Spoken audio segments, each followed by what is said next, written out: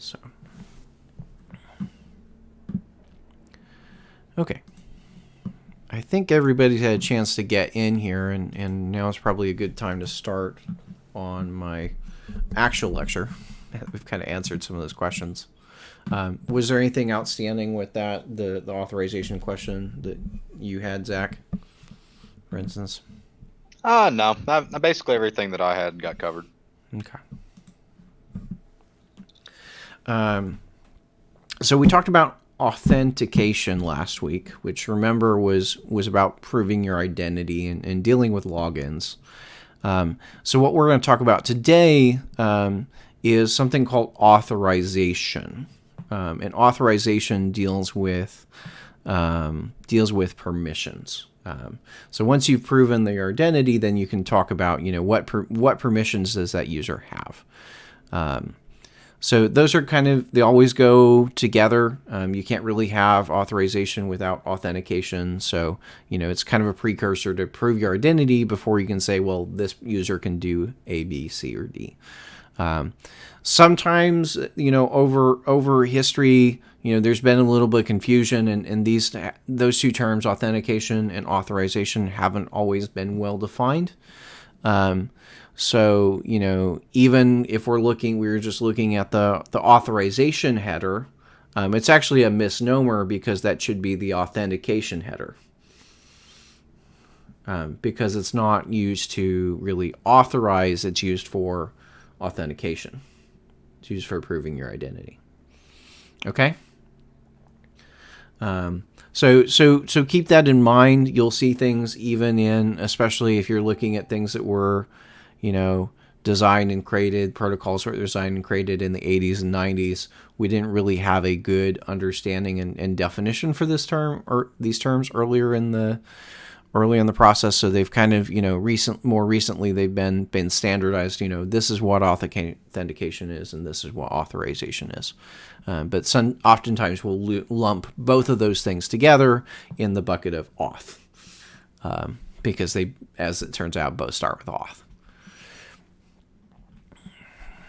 So to give you an overview, I just said this as well, but authentication is the process of proving your identity.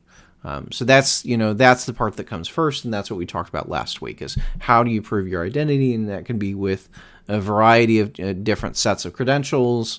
And what we end up doing, though, once you're logged in, we give you this token, which is how you're then going to prove your identity from there on out. Authorization, in contrast, is the process of determining if you have permission to perform an action or to view some data. So that may be creating a new record of some sort, that may be editing a record, that might be deleting a record, any of your CRUD operations, but it can also be viewing data, because it may not be that everybody can view all of the data in your database. So especially if I'm looking at, medical records, I probably don't want to have my users having access to the entire database of medical records, right? So they may only have access to a smaller set of medical records, based on, who's there and who's, having an appointment that day, potentially, or things like that. And usually, I would say most medical systems are pretty lax in terms of authorization in that front. But in reality, it's usually something you want to limit and say, hey, you can't see all of the data. You can see some of the data. Okay?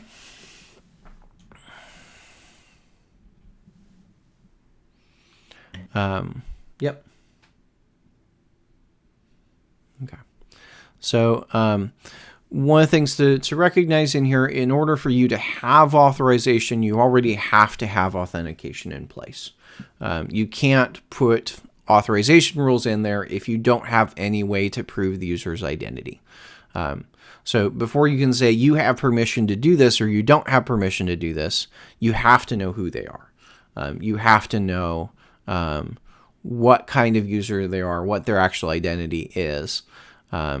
Because you're however you set up the authorization mechanism, however you record what their permissions are, it's always going to be tied to their identity in some way, shape, or form.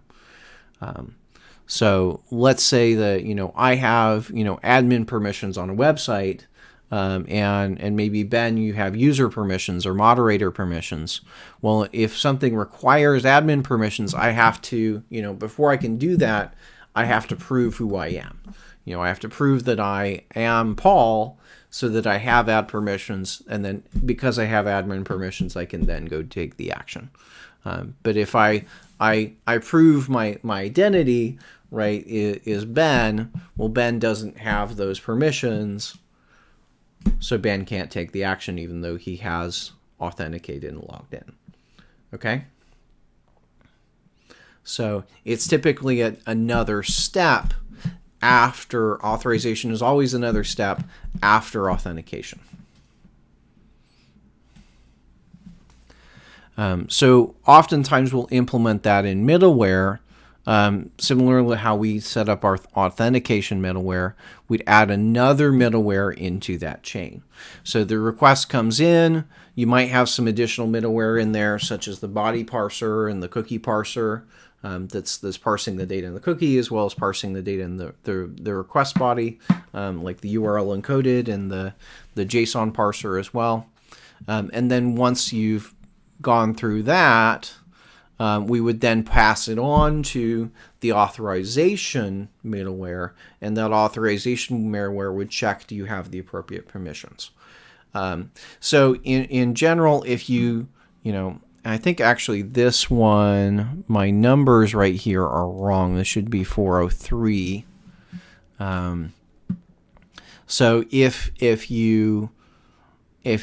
this fails, if you can't prove your identity, you don't have a valid token of some sort, or it's expired, or the cookie's not there, a cookie has the wrong name.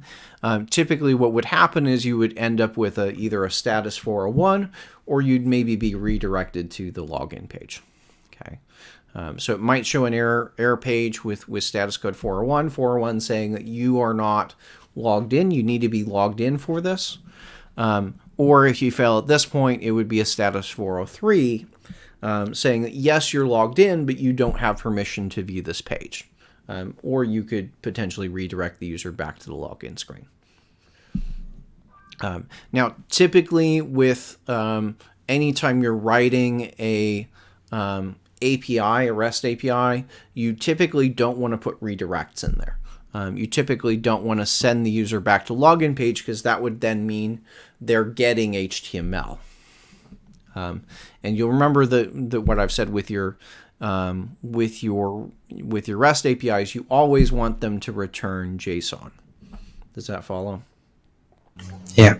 So if you redirect them, then you're redirecting them to an HTML page, and your middle, whatever you're doing with Ajax is not really going to be able to handle that. But if you send them a status code 401 with some JSON along that, your Ajax code can check for that status code and can say, oh, it's 401. I'll just tell the user that they need to log in again. Or they can see your Ajax can see the status 403 and it can say, oh, well, you don't have permission to do this, and display an appropriate error message to the user. So that's the thing to keep in mind if you're writing this stuff for Ajax requests. Typically, it should return an error status instead of redirecting you. So it's going to go through those two middlewares. If both of those things pass, that's what gets passed on to the route handler, and that's what actually does the final logic of figuring out, what page do you need to render, or what JSON data do you need to fetch from the database, and how to do all those kind of things. And then finally giving you the response. So that's kind of the overlay of how this works. Okay. So I showed you one example of how to build the authentication middleware. Later in here, we'll talk about different things that you can choose to do there. We just talked about, how to use the bearer in there as another way to get the token, the authorization header. So there's a lot of ways to implement this middleware, and there's also, by the same token, there's a lot of ways to implement this authorization middleware. There's not one size fits all answer. It really depends on what you're building and how you're building it. But that's kind of the overview and what we're trying to talk about and how to build that. Okay. questions? Anything? Nope. Okay. So given that, I kind of mentioned here that there's status 401, status 403. I know that I've mentioned some other statuses earlier in the semester. What have been some of those other statuses that I've mentioned? 404. 404, which is what? That's a page not found. Okay, so that's a page not found. What else? We have error 500, but I can't remember what that one is. So that's internal server error. So 500 typically means that you have an error in the database, that there's some sort of database problem. And that means if you get a 500 error, it means it's something that the client can't resolve. It's something that's happening on the back end and requires basically your intervention to fix, such as if the server's offline or the schema's changed. 200, my favorite. Yep, 200 your favorite, which is what? Why is it your favorite? It means it works. It means it works, yes. So a 200 code means everything's good. In my head, I heard error 200, and I was like, it means it works. Yeah, code 200 means that everything's good. Yeah, I just... Another code in there in the 400 range is just straight up 400. 400 is bad request and saying that, basically the data that you provided me is invalid. I can't complete your request because you gave me the wrong inputs. So what I want to do, what we're going to go over here next is some of those different status codes. We've covered some of them already, but I want to hit on some of those in a little bit more detail so you know what's there and what you have to work with and what those codes represent. So the status codes in HTTP are divvied up into a variety of categories, and it's actually, the schema is pretty simple because it's 100 codes per category. So 100 to 99 is one category, 200 to 299 is a different category, etc. So you can just look at the first digit and know what kind of code is it to know kind of what the source of that is going to be. So if it's a 100 level code, 100 to 199, that's something that's what we call informational. Those, honestly, you're probably not going to run into 100 status code, to be perfectly blunt. Those typically get sent in the process of actually fulfilling your request. So if you were to look at, say, the data that's going back and forth between your server, you might see those if you were looking at it in Wireshark or something similar that actually gets you the network data that's going back and forth. But if you're using Ajax or you're using Postman or whatnot, you're probably never going to see 100 level status code because it's not saying that the request is completed yet. So these are typically things that they happen, but you don't actually ever see.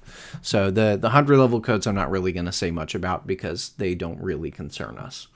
The 200 level code says that the things were successful. There's actually more than one code than just 200 in that range. But in general, if it's level 200, it's basically saying yes, what you wanted to do has happened. Anything that's a 300 level code is some sort of redirect, which means that the server may or may have not done anything with the request that you gave. That really depends on implementation and what kind of the specific code that you're using. So it may have been performed, it may have not been, but we're telling the browser or the client, whoever's making this request, that it should actually go make a second request to a different URL. So whether I'm doing this through Postman or whether I'm doing it through the browser or if I'm doing it through Ajax, you saw when I did in Postman that it immediately went to the login screen. Remember seeing that with the redirect? Yeah. So any HTTP client typically won't tell you about a 300 unless you set particular options. Typically, you have to change the options to actually be able to see a 300 at all, because it will immediately get the response and follow the redirect and not give you, it won't give you that intermediate 300. It will typically just give you the result at the end of that. So for instance, if I'd made that request with Ajax, I would have gotten the login screen. I would have not gotten the redirect in between.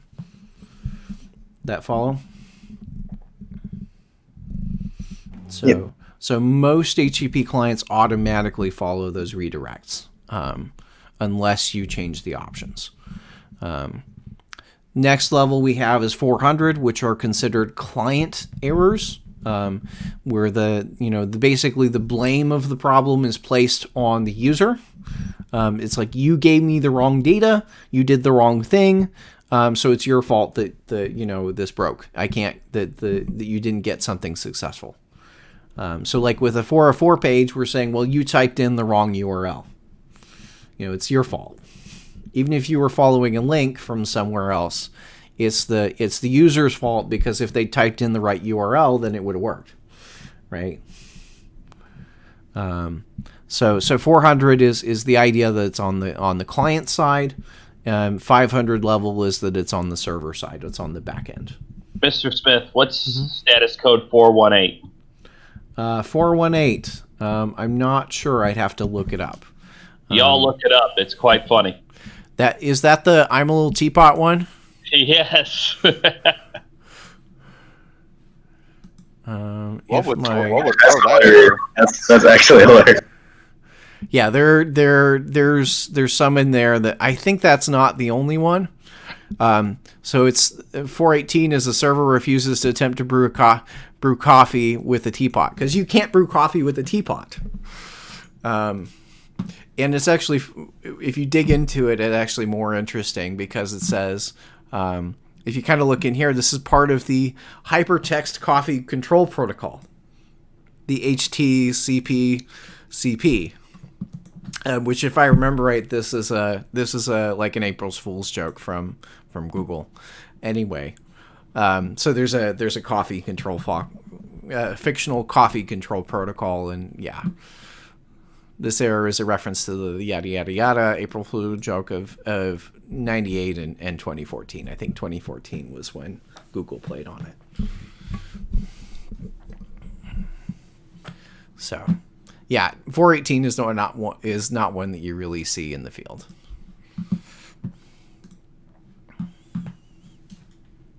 So those are the kind of the general categorization of the different status codes that you can get back. So again, you can usually look at that first digit and kind of see what kind of thing it is. So simplest one, 200. We talked about this one. 200, okay. Every one of these status codes has both a number associated with it, especially, and a textual name with it. So that's what you're going to see. So 200 is called OK. And that just says the request has succeeded. If you get to 200 code, then everything's behaving normally.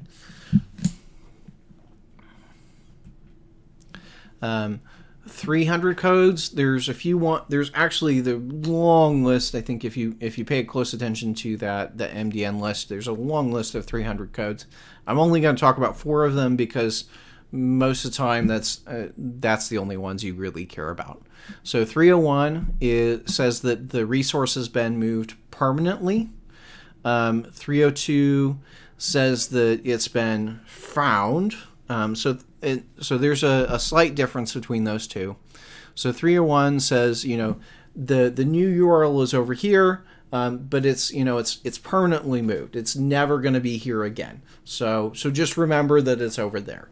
Versus 302 says that it's temporarily moved, and that's just like, well, it may come back.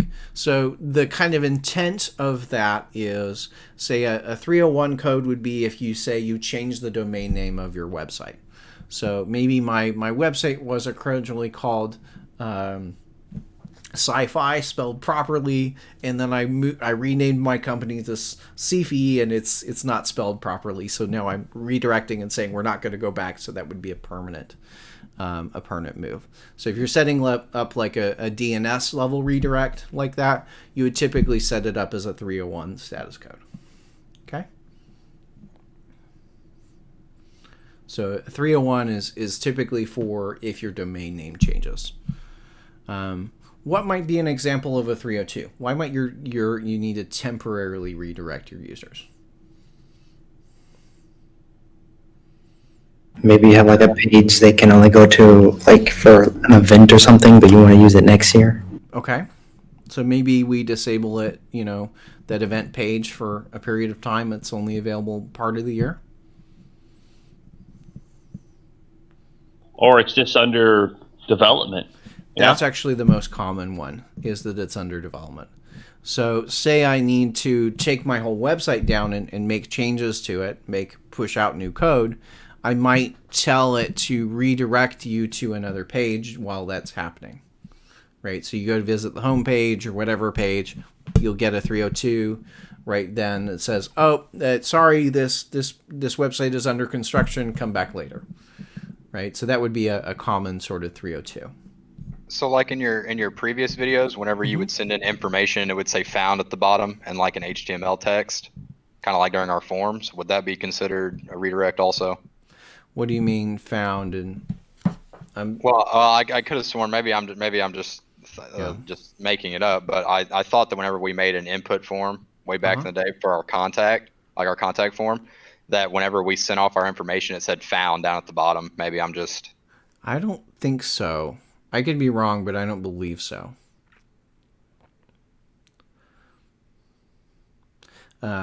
If I remember correctly, anytime you do remember you can do request response dot redirect, res dot redirect.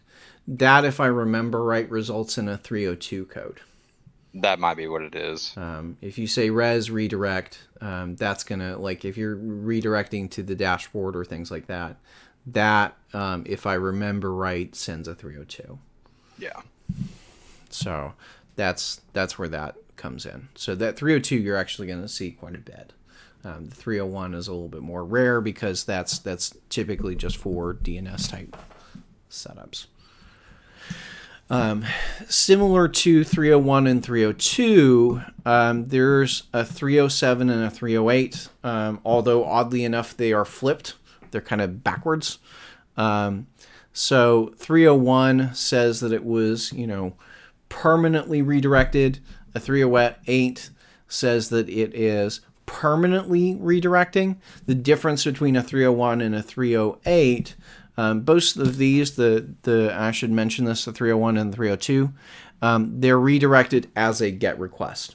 Regardless of how you had submitted it, whether it was a post, a put, or delete, or a GET, when you follow the 301 or the 302, it will follow it as a GET request, and it won't keep any sort of the original data that it was posted. So on the flip side, a 307 and a 308 does use the same method that it was originally posted as. So it repeats the request rather than switching it over to a GET request.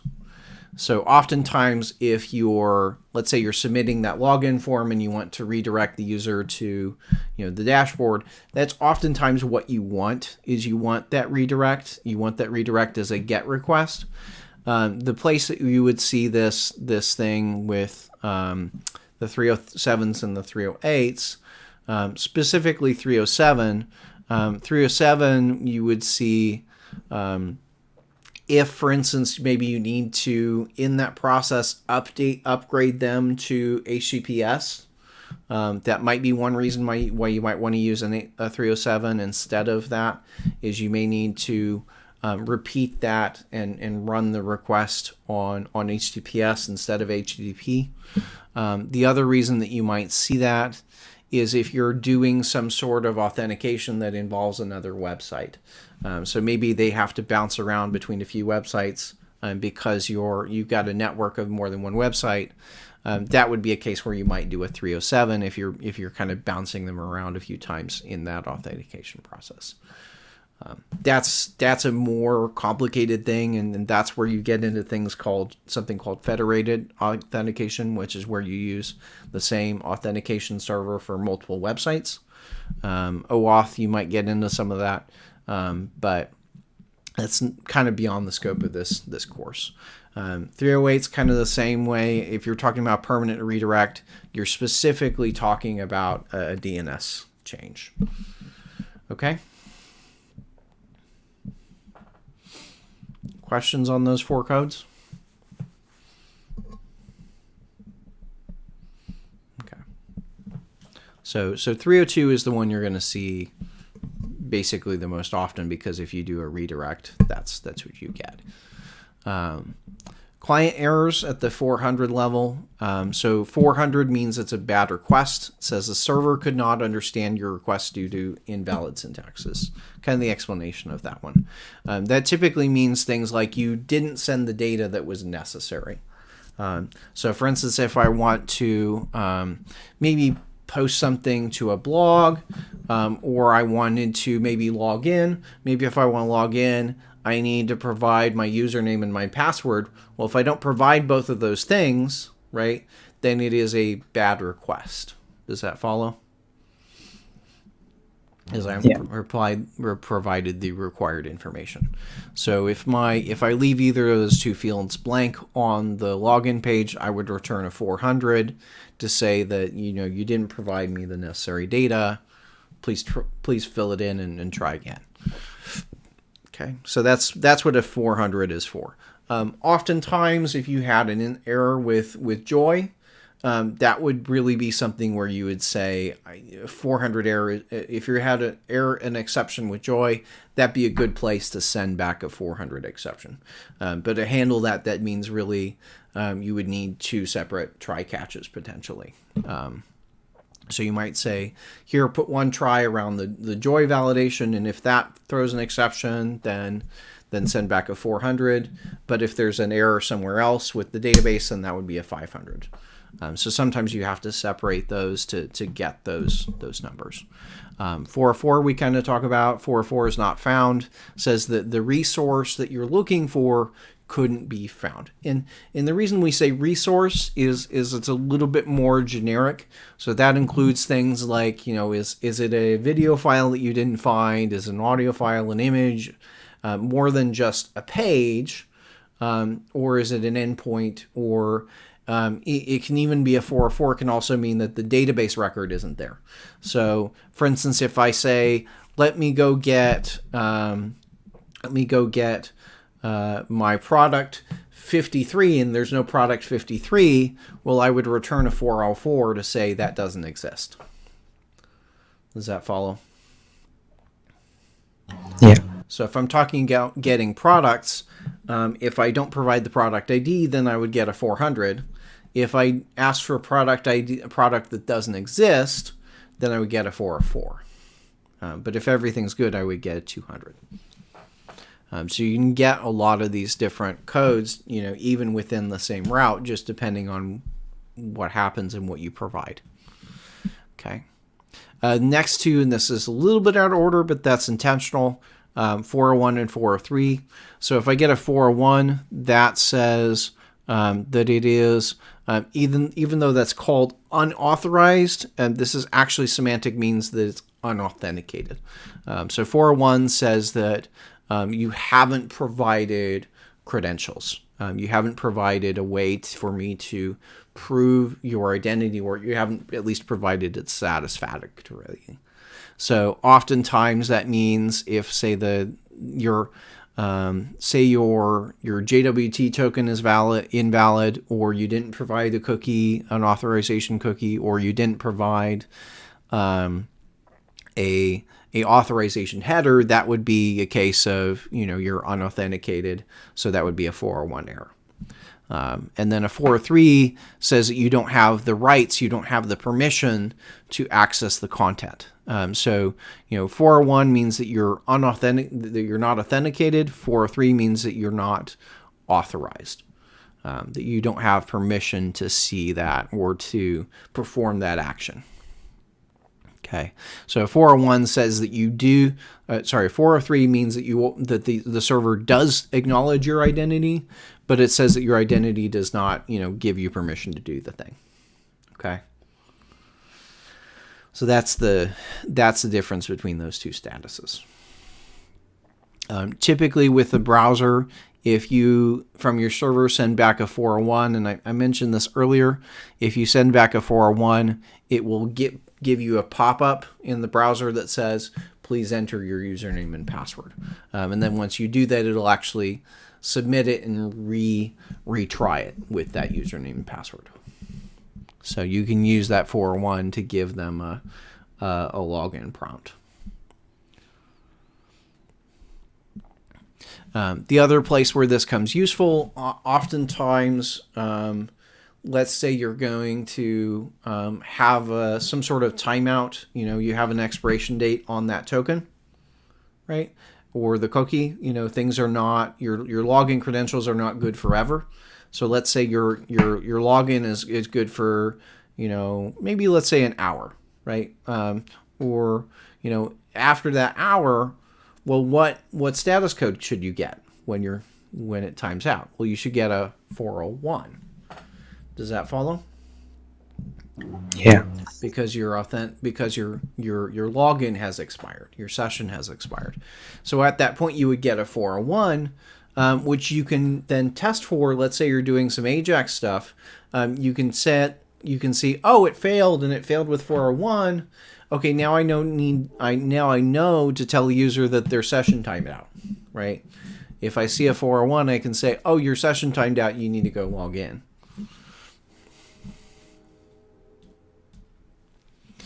Um, 426 says that there's an upgrade required. So 426 specifically means that the protocol that you're using is not allowed to do this. So for instance, if you're having your users logged in, if you're requiring your users to log in, remember, HTTP versus HTTPS, what was the difference between those two protocols? Oh, it's just security. Security, but one's wrapped in SSL. Huh? But one's wrapped in SSL. Right, SSL. What do we call that? What is that a form of? SSL or TLS? Because actually sometimes it's TLS. Is that a form of middleware? It's a form of encryption. Oh, okay. So both TSL and SSL, TLS and SSL, both of those are encryption sort of mechanisms. So that means that your data is encrypted. So if I do my login screen over HTTP, anybody who's watching the traffic can see my username and password as it's going through because it would be in plain text. Versus HTTPS ensures that that's encrypted, so somebody who's looking at the network can't just read your username and password that you filled into the form. Cool. So typically, at some point in your website, if you have part of your website that runs on HTTP, part of it runs on HTTPS, you may want to send a 426 code to tell the browser that it has to upgrade to HTTPS. Does that follow? So 426 is what you use to change the protocol. Specifically to something more secure. So that would allow you to upgrade it from HTTP to HTTPS. It actually also can be used to upgrade the protocol from HTTP 1 to HTTP 2, which HTTP 2 is kind of a newer thing that's on its way coming out. It's not fully supported across the board, and in fact, kind of playing around with it. I don't know that Heroku supports HTTP 2.0 yet. But it's one of those things that is coming. So that's one of those places where you'll see that 426 is not just to get your users onto HTTPS, but also to get your users on HTTP 2.0. Cool. Yep. So on to the 500 codes. Again, this is what I'm covering here is not an exhaustive list. I'm just trying to hit the ones that we're going to really use in this course. So in the 500 level, there's only one you need to know about, and that's the 500. 500 internal server error says that the server encountered some sort of situation that it didn't know how to handle. So as I said previously, that's typically an error with the database. It's typically it tried to do something with the database, and that threw an exception. It didn't behave as we expected. So whether that be the case that the connection, the database is offline, we couldn't connect to it, or there's some sort of networking error there, or the schema for the database has changed, whatever it may be, that's kind of the most common place where you'll see that. If you were reading and writing to files on your website as well, you might get a 500 error there as well if it's maybe a file system error. So typically a 500 is going to be things that are caused by external sort of exceptions. So typically if you have a try-catch block, the catch is where you would send that 500 to say something went wrong. So pretty much any sort of web framework, anything you use to build websites, if you have an exception that you don't catch, whether you're doing this in PHP or whether you're doing this in ASP.NET or Ruby or whatever it is, if there's an exception that you don't catch, you typically end up with the 500 status code.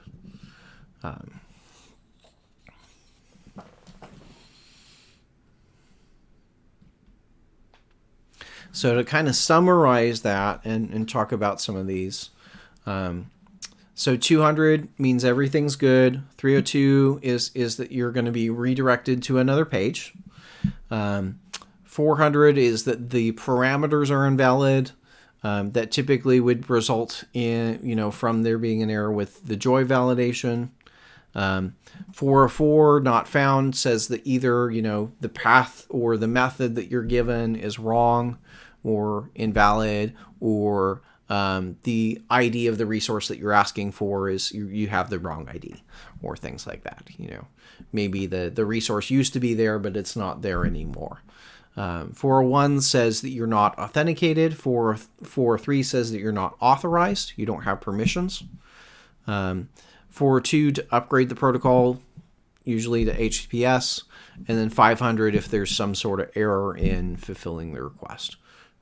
Again, usually a problem with the database. Okay, so that's your kind of quick summary of all the status codes that we're going to cover in this course.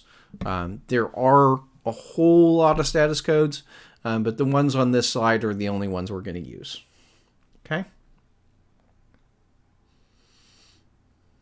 Questions? It's a lot?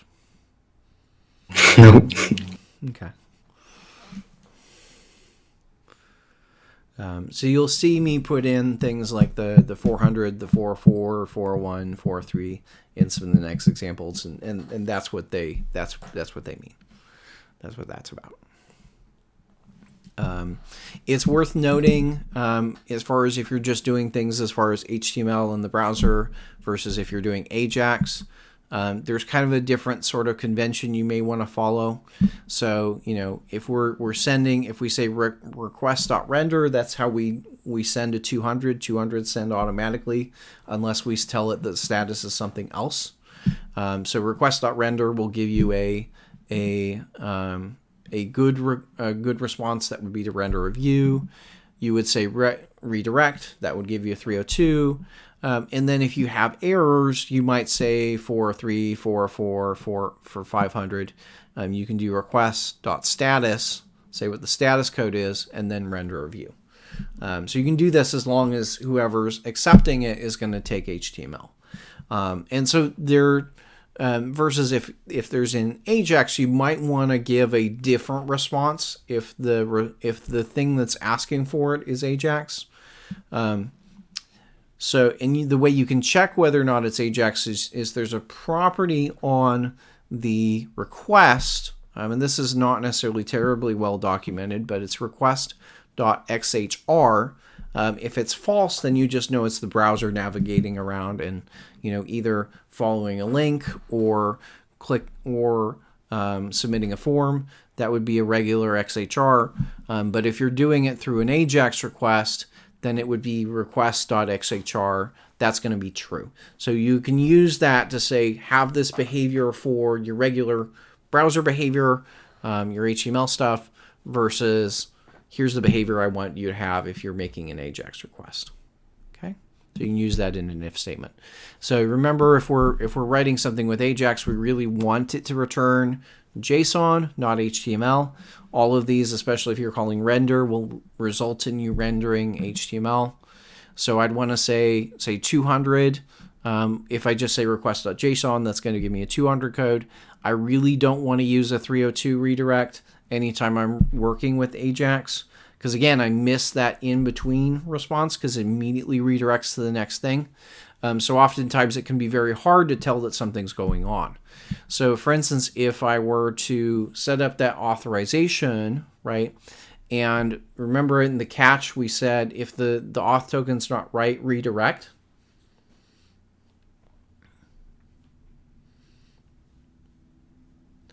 So we said redirect to the login screen.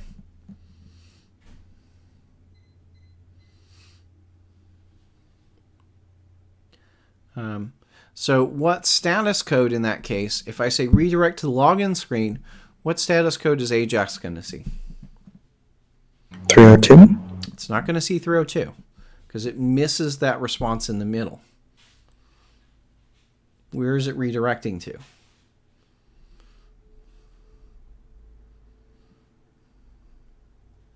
Remember I said it's redirecting to the login screen? It's a 200 then. It's going to be a 200.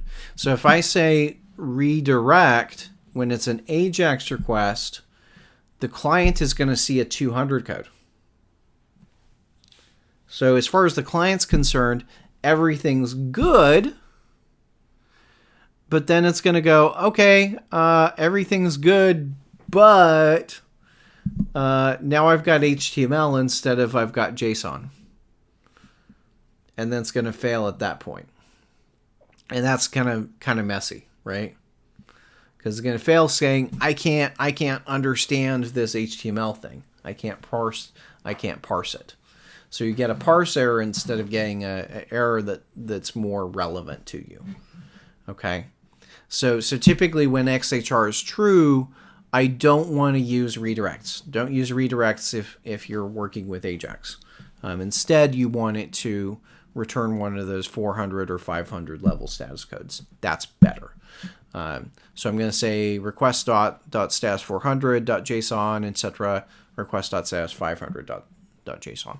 That way it comes back to the back to your AJAX code in a way that you can deal with it. Now it's worth noting if you send a 200 status code, it's going to go to your done handler, right? And that's what we've done normally.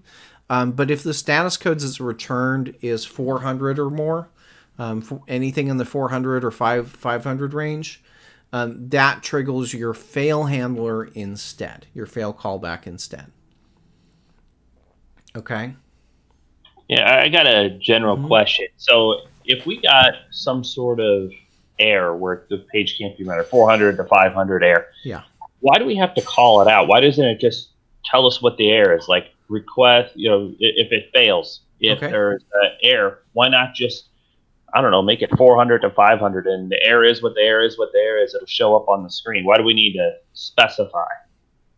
Well, we specify, the fail handler specifies what to do with it, right? What do you want it to do in response to that code, the failure? Okay, I guess I got to look at the code examples closer. Yeah. So what you do in fail is what you should be doing is doing some sort of processing with that to say, okay, well, the status code is 400, so I know I gave it bad data. If it's 401, I know I need to tell the user a different error message, like that they're not logged in. If it's 403, I need to know, again, that should be something that in your fail handler, you do something different. So realistically, we usually end up with some sort of if-else or switch statement in the fail to say, here's what you do if things go wrong. Okay. Okay. So, because typically you don't want to handle all those status codes in the same way.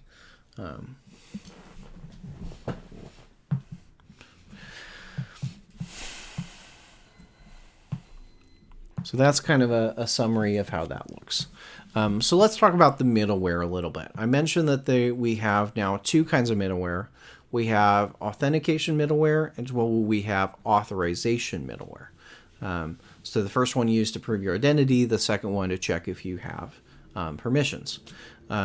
You can't have a authorization middleware without an authentication middleware because then you wouldn't know who they are. So you always, if you're going to have authorization middleware, you're going to have authentication middleware before it. But you could have, like we've done, you could have an authentication middleware without authorization. If you do have to have an account and be logged in, but don't need to have any permissions to do it, like everybody can do it, then you don't need an authorization middleware. You only need the authorization middleware if only some users are allowed to do it. So to kind of look at, the pseudocode, kind of an overview of what that looks like and review about the authentication middleware and the way we write that. So remember, it's a function. It's typically going to be marked async. It takes a request, a response, and a next. It always has to have those three arguments in that order. We're going to have a try catch in there because we're dealing with the await async syntax usually, and that way we can catch any sort of errors that happen. So the first thing we want to do is check if the authentication credentials or their token is good. And then we're typically going to throw an error if anything about it is bad. If anything about that is off, throw an exception and go down to your catch. Because that means that their credentials are not right, and you should treat that as an error. If everything like that passes, then I want to set something on a request. I think I did it as request.user last time. Here in this set of slides, I've switched that over. I'm going to call it request.auth. So I'm going to say request.auth is equal to something. So typically that's going to be your JWT payload. And then finally we want to call next to pass it on to your actual route handler. So that's the kind of structure regardless of how you're doing authentication, whether it be through the bearer token, the authorization header, whether it be through a cookie, whether it be through some other scheme. That's kind of the overview of how your authentication middleware will look. It will always have that sort of form to it. Okay? Yeah. What does pseudocode mean? It means that this is sort of like code, but it's not necessarily exactly the coding language. In this case, I'm basically writing JavaScript. What I'm saying is what's here, what I put as kind of comments is where you would inject your own code, right? This is not the complete example, if that makes sense. Like you would even name it like const something async, right? Well, I'm just saying that this is not complete. Where I've got the comments is like, you put your code here. Okay. So checking the authentication token, you can do that a bunch of different ways. I gave you one example, and we looked further how to add in some authorization, how to check the authorization header. I mentioned that you could also put in logic there for checking basic authentication, but we didn't do that. So here's how that kind of lays out. If you're just looking at a cookie and using a JWT token, we say, well, let's get the token from the cookie. And then if there's no token, let's throw an error about that. Let's get the secret from the configuration. If there's no secret, well, we can throw an error about that to say, hey, the secret's not configured. And then finally, we could try and get the payload by running JWT verify. And remember, JWT verify throws an exception if the token is not valid or is expired. Okay? So each of these, this kind of section of code will throw an exception in a broad variety of cases. Throw an error. Okay? So that's the kind of expectation of that area of the code in your handler in your middleware is whatever, if anything goes wrong, throw an exception. because we want to go and treat it as an error, because we don't want users to get in if they're not authenticated. Cool. Now, so if the token is valid, and we kind of look at this already, if the token's good, we just say, hey, the request.auth, that equals the JWT, the payload there, and we go ahead and proceed to next. So save the payload for later use in our other middlewares or our route handlers, etc., and then we're going to proceed on to the next thing. Okay. Yeah, Mr. Smith, the next, that could be in another file completely. It just means we're not done. Yes, right? The next just means we're not done. And it definitely will more than likely be another file. Right? Yeah, so right. Yeah. It will more than likely be another file. It just means whatever's next in the chain. Next in the queue. Or what? So now, if the token is bad, we actually have a few options. So I gave you one option, which is to say, let's redirect to the login screen, but that's not always the right one. So we have a few different ways that we could potentially handle the error. So I put up 3 different ways to do this. Each of these 3 are valid, but it really depends on what you're building and what your context is. So you might consider that sometimes it may make sense to do one way, sometimes it may make sense to do another way. So in the catch, here are some kind of 3 different options of how to do it. First option is we could just ignore it. I could just say, let's call next and pass it on to the next handler and let it deal with it. Okay, that is a viable option. Okay, now why might you want to take that option? Why might you want to just ignore the error? Maybe you handle it different on like a per case basis. Okay. Such as what? You're right. Let's say, for instance, so here's a kind of common example. Let's say you're on the home page, right? Do you need to be logged in to view the home page? No. No.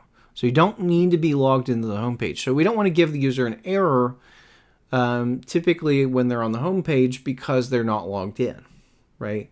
But do we care if they're logged in? Yes. We do care if they're logged in, right? Why might we care if they're logged in? If they're logged in, then you might want to like display their name at the top or like in the navbar somewhere. In the navbar, right? So oftentimes you have websites where you show like the name of the user and a logout button in the navbar, right? Instead of the login or register buttons, right? So if I want to do that, I need to implement it this way because otherwise I'm not going to be able to do that on pages where I'm not authenticated. Does that follow? So given that, let's say I say, let's go next, kind of a few things that come out of that. If I do that, do I then have to check later if the user is actually logged in?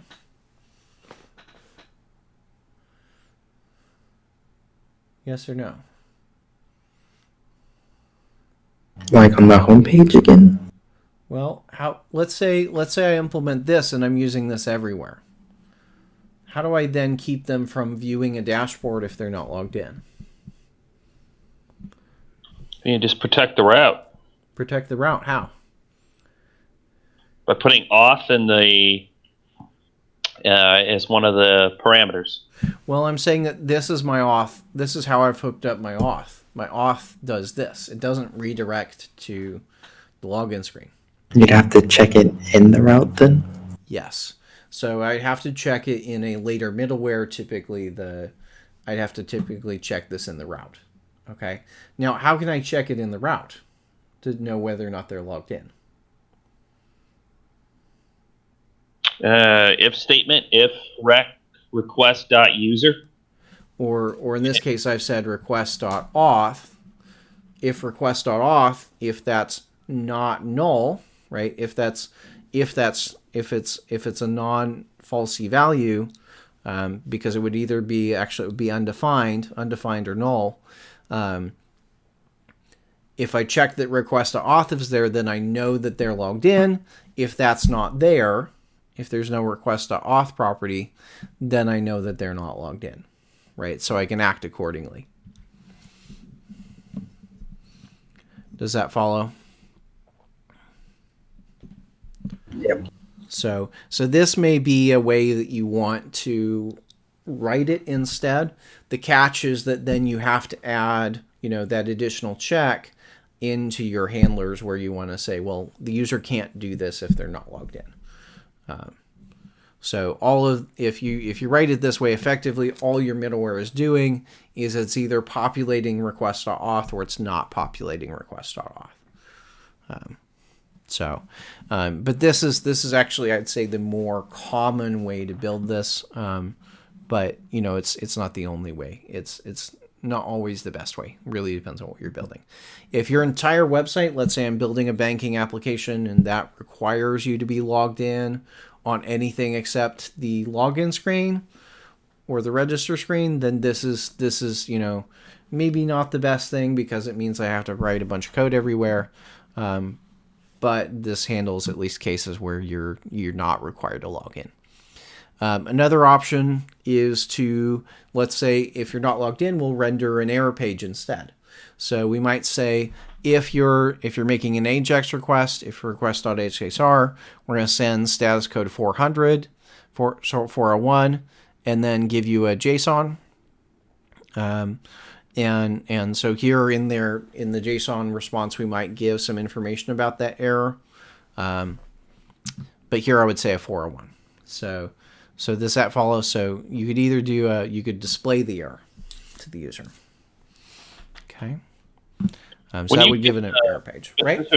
When you give the code examples, can you go over how to analyze the parts that would go into that JSON object? That's probably part of the plan anyway. Well, I'm saying, what do you mean as far as what goes in the JSON object? Oh, gosh. It's in the developer tools in Chrome. It'll show you what the response is. Yeah, it'll show you the responses. You can just go look in there. Okay. All right. Yeah. You can just look in the network tab and you'll see the status codes and what's the actual data that you sent back.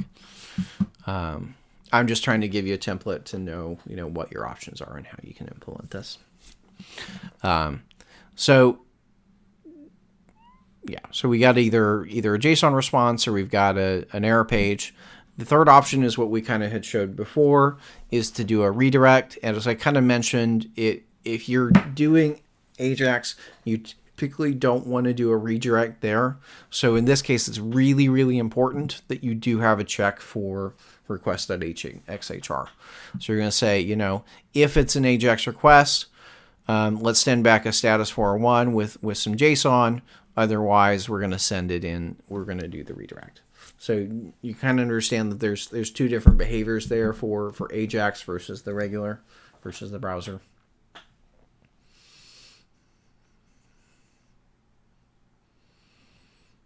Okay. So any questions on those three options? Nope. Okay. So if you implement this one thing I might mention, remember with the emoji, we said if you go to the dashboard, you shouldn't be able to go to the dashboard if you're not logged in. If I implement it this way, I try to type in /dashboard, I'm going to see an error page instead, rather than being redirected to login. And sometimes that's more user friendly, because sometimes it's helpful to tell the user like, hey, there's a reason that you can't see this, because sometimes immediately redirecting them makes them think like, well, what did I do wrong, right? It doesn't really give them an indication as to why it failed. So sometimes this is a better UI UX experience.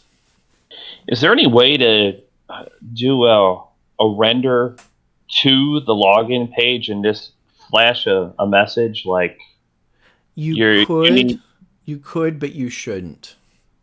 That seems like the best way. Why wouldn't you do that? So the problem is that it can easily break your code in the fact that if you say render the login, you'll have the path being /dashboard, for instance. But where, like if you looked at the URL, the URL would still be /dashboard. And then your code has to make sure that it handles it and properly sends it to the login route. Does that make sense?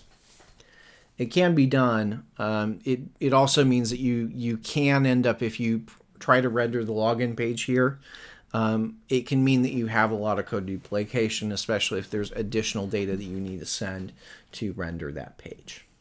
Yeah. So you can't do both. It can work. You can try to render the login page. Usually I would recommend, if you're going to take this approach, render an error page instead with a link to the login page. Okay. That's usually better user experience, is to say, you have to be an error message that effectively says, you have to be logged in to do this, but here's a link to the login page. So I had created that error basic view. I might point this to an error login view, right? That might be a different error view because I want that login button. Cool. Why is it that we can't redirect and send information with? You can send data with the redirect, and part of one of your options to do that is basically you put it on as the URL. So I could put in here like login, account login ? Error message equals you're not logged in, right? I could put some data into that URL. It's just a problem of, again, things get kind of fishy if you do. Yeah, your route gets sloppy. Huh?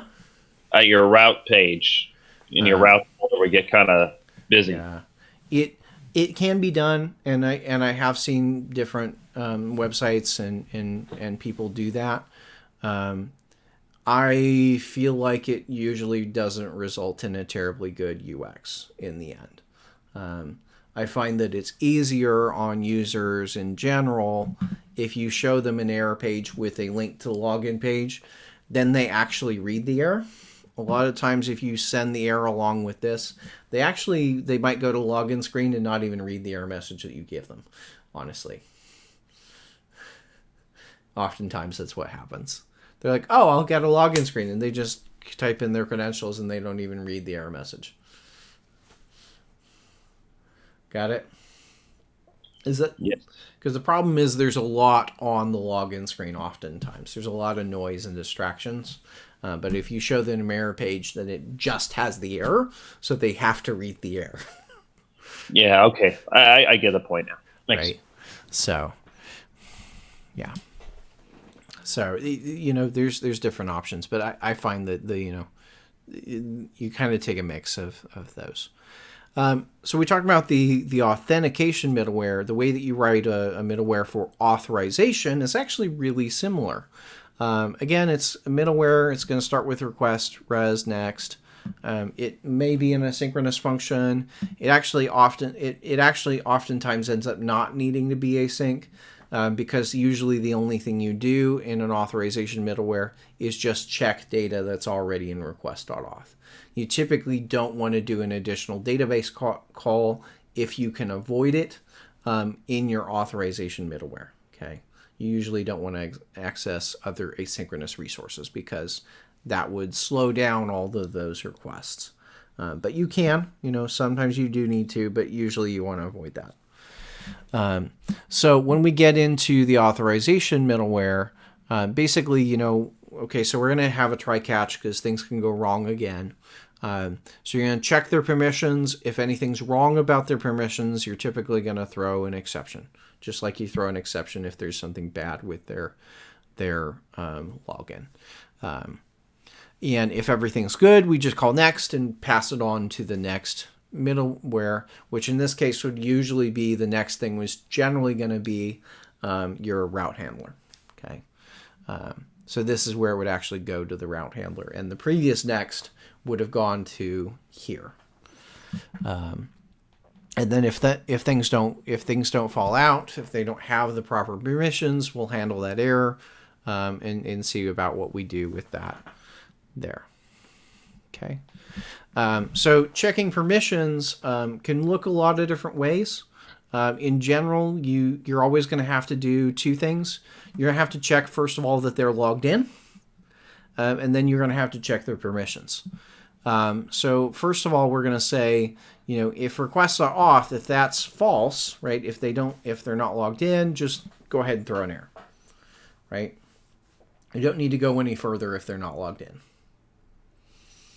Okay.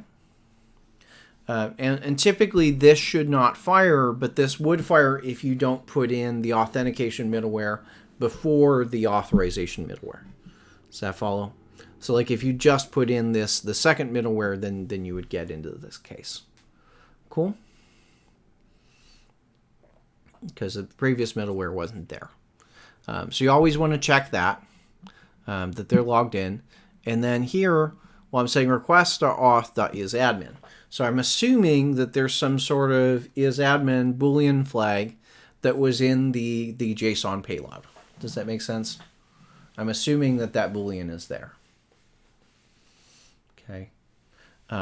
So assuming that came from the database somehow, there's a flag that tells me are they admin or not. If they're not an admin, I'm going to throw an error and say, hey, you don't have permission to do this. Right? Okay. So this is a kind of a really simple, this example is a really simple authorization middleware that just says, are you an admin or not? If it only it says only admins can do this. Okay. So that might be like your administrative pages for like managing users. You might want to put some sort of middleware around like this. With me? Yep. So that's what that might look like. This check can be a lot of different things depending on how you've decided to manage your permissions and things like that. Now, when we get to handling the error, saying that they don't have permission, one of the things you'll obviously know here before I get there, remember how I said request.auth, I changed something when I was doing the authentication head middleware. Typically, this one has no change to the request because the whole point of authorization is it's either a yes or no. If it's yes, you pass, we go on to the next, and if anything's wrong, we just say we'll go on to the fail. So one of the things you don't want to do with an authorization middleware is we're never going to do that left answer. So the left approach of just ignore it is not something we want to do. Because if we're putting in an authorization middleware, we're saying that you have to have certain permissions to view this page, right? Or to take this action. So to ignore the error, right? That's not something we can then check later, right? That would defeat the purpose of having it. You with me? Yep. Okay. So that's not an approach you want to take with your authorization middleware. Don't ignore the error. It's okay to do it with the authentication middleware. You just have to recognize then that that's happening and check for it everywhere. But you don't want to ignore that they don't have permissions. You don't want to just let them go through. So you can still do the option of, let's say, render an error page, or you could redirect them to a login screen. In general, there it's going to either way in the JSON, it would be a 403 error code because it's forbidden because you are logged in, you just don't have permission. The thing here, I would say, strictly with an authorization header, with an authorization middleware, it's usually better to do the middle option. It's usually better to show them a login screen. Show them an error. The reason being, well, let's say they don't have permission, right? Let's say I showed them the login screen. Is that going to do them any good? No. Not for most of your users, right? It might be for a small handful of your users. If you show them a login screen, they could potentially log in as somebody else, right, that does have permission. Does that follow? Yeah. Like they might be able to log in and upgrade their level, kind of like you think on Windows you can run things as an administrator. So maybe they upgrade from a user account to their admin account. So that might make sense. But I'd say more often than not, the better approach to take with authorization is just show the error, give them a login button like we were talking about previously. And so if they are in that case where they have another account, they could potentially, log in and upgrade to a different account that can do it. Cool? But you can kind of see both of these, the authorization and the authentication, kind of are going to have the same formula. So once we built both of those things, they're typically going to have this sort of this is the way we plug them in. So if we want to say, this requires you to be logged in and an admin, then I just need to put in auth and admin. And those two middlewares will then block anybody that's not an admin. Got it?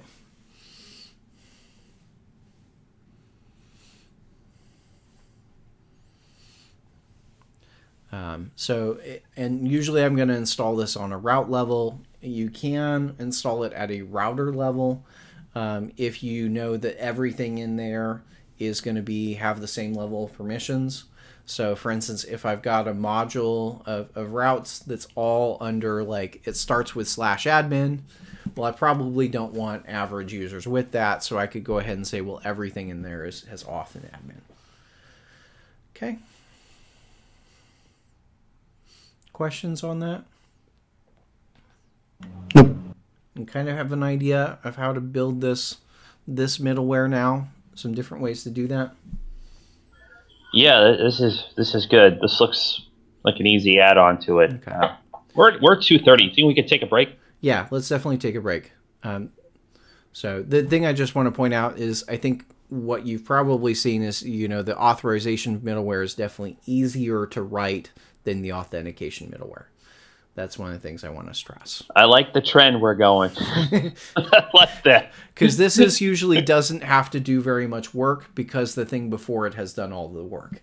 So you just have to check, okay, if this, it's throw an exception, otherwise you can go on. So let's take a break.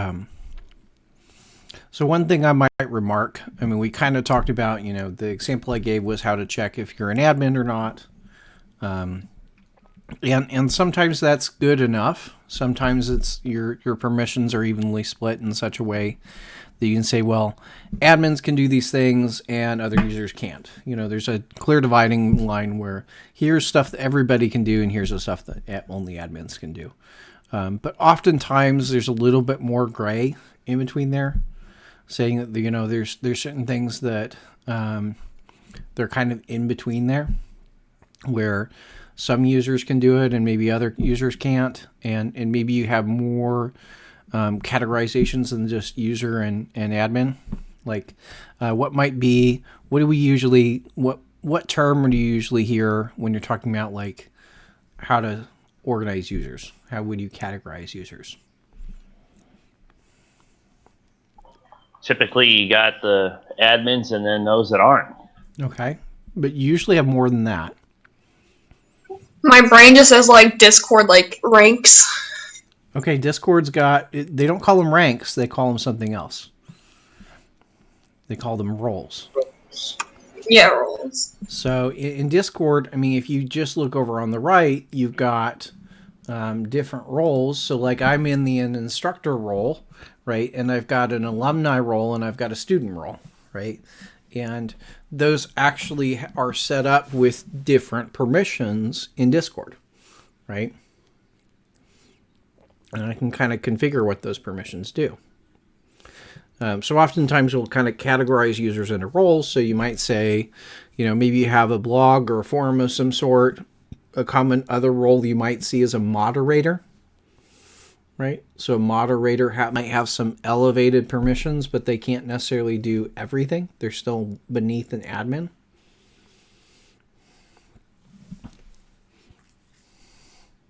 So you might have moderators. You might have, maybe you have a blog where some of your users are authors and they can post articles and things, and other users can't. They can just put comments, right? So maybe not everybody can make posts. Or if you're doing an e-commerce thing, maybe you want to have your employees be able to edit the products in the database, but maybe they don't want to be able to edit the orders, right? So you might have some employees that can do that, but not the other thing. Or maybe you have some people that are in logistics who can deal with orders but don't deal with products, right? So you might categorize users into different sets of permissions, okay? And one of the things that means is you're probably going to have more than one authorization middleware. Does that follow? Yeah. So you'll probably be able to get away with just one authentication middleware, but that handles all the different forms of authentication. But you'll probably have more than one authorization middleware that you can kind of Lego brick in. So I might have one like this, like admin, that just checks that they're an admin. I might have one called moderator that checks that they're a moderator. I might have one called employee that checks that there's employee. Or maybe I have one that checks that they're an instructor or faculty, things like that. So I might have quite a few different authorization middlewares that I can put in there depending on what kind of things I need to check. Okay? But notice, because there's not really much connection between these two, I can easily just swap that out, right? All that the authorization middleware depends on is that I've set like request.auth or request.user. I've put some data on the request that it can read. Okay.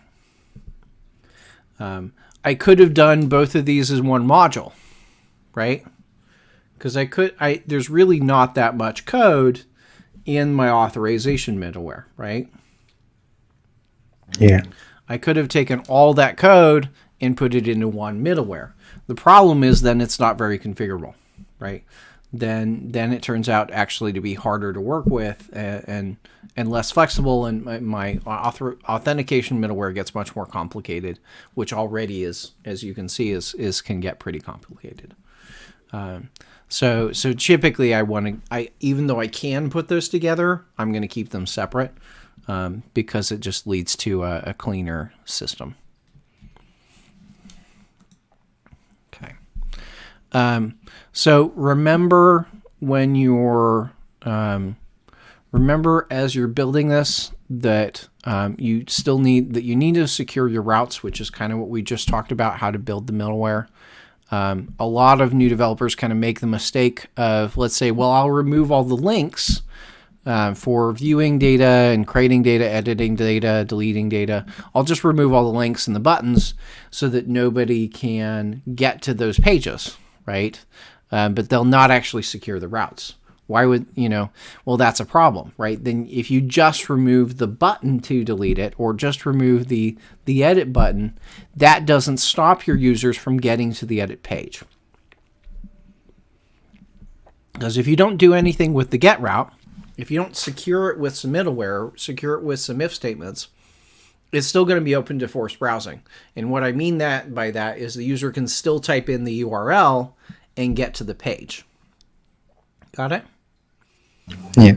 So just removing the button or disabling it or whatever is never enough.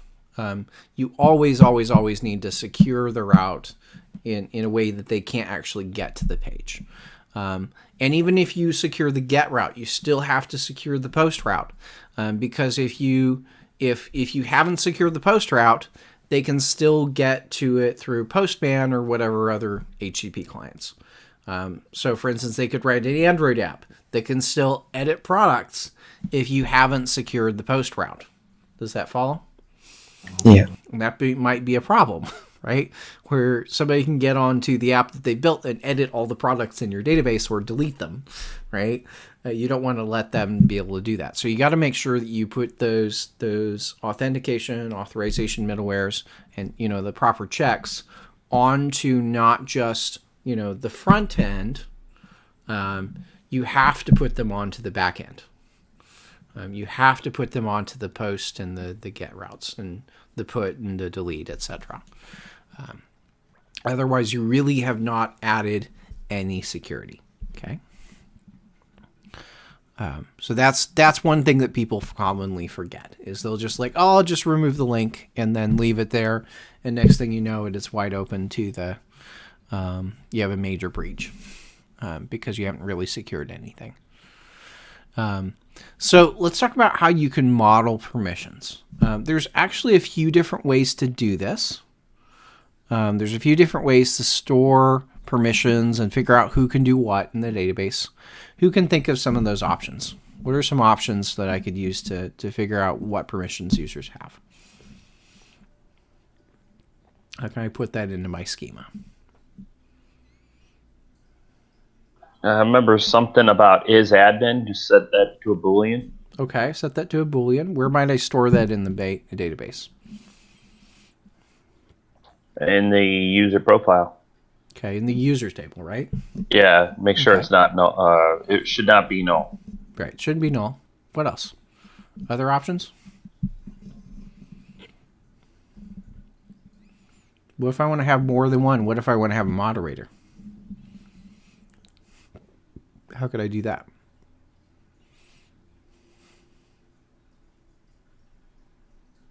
Is moderator.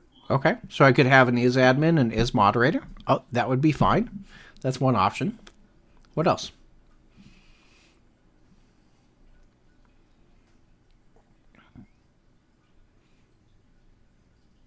You could have like a column for the role, okay, and then have it set depending on I could. whether it's admin or moderator or just an average user. What data type would you make that column?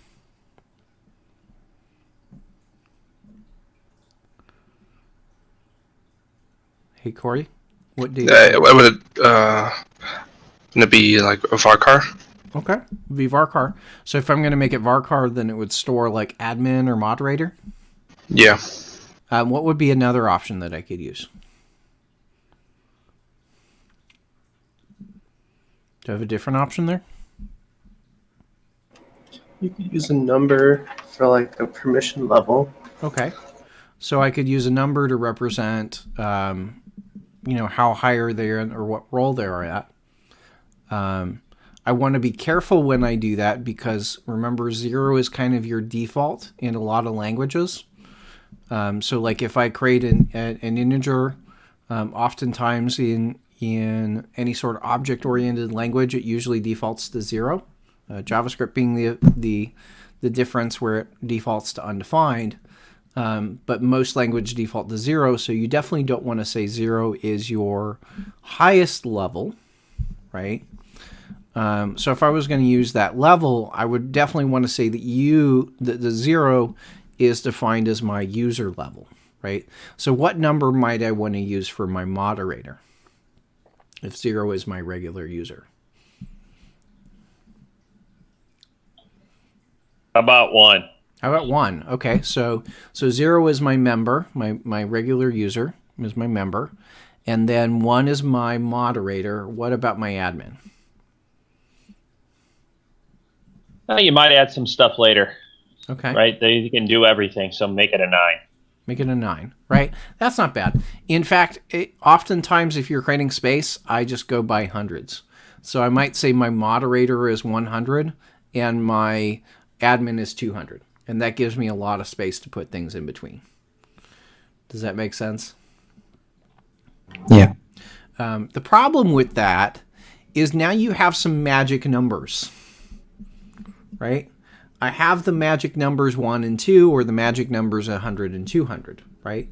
And now I'm going to find out that I have to put those numbers kind of scattered around my code, right? So if I have somewhere in my code that says roll equals 100, right?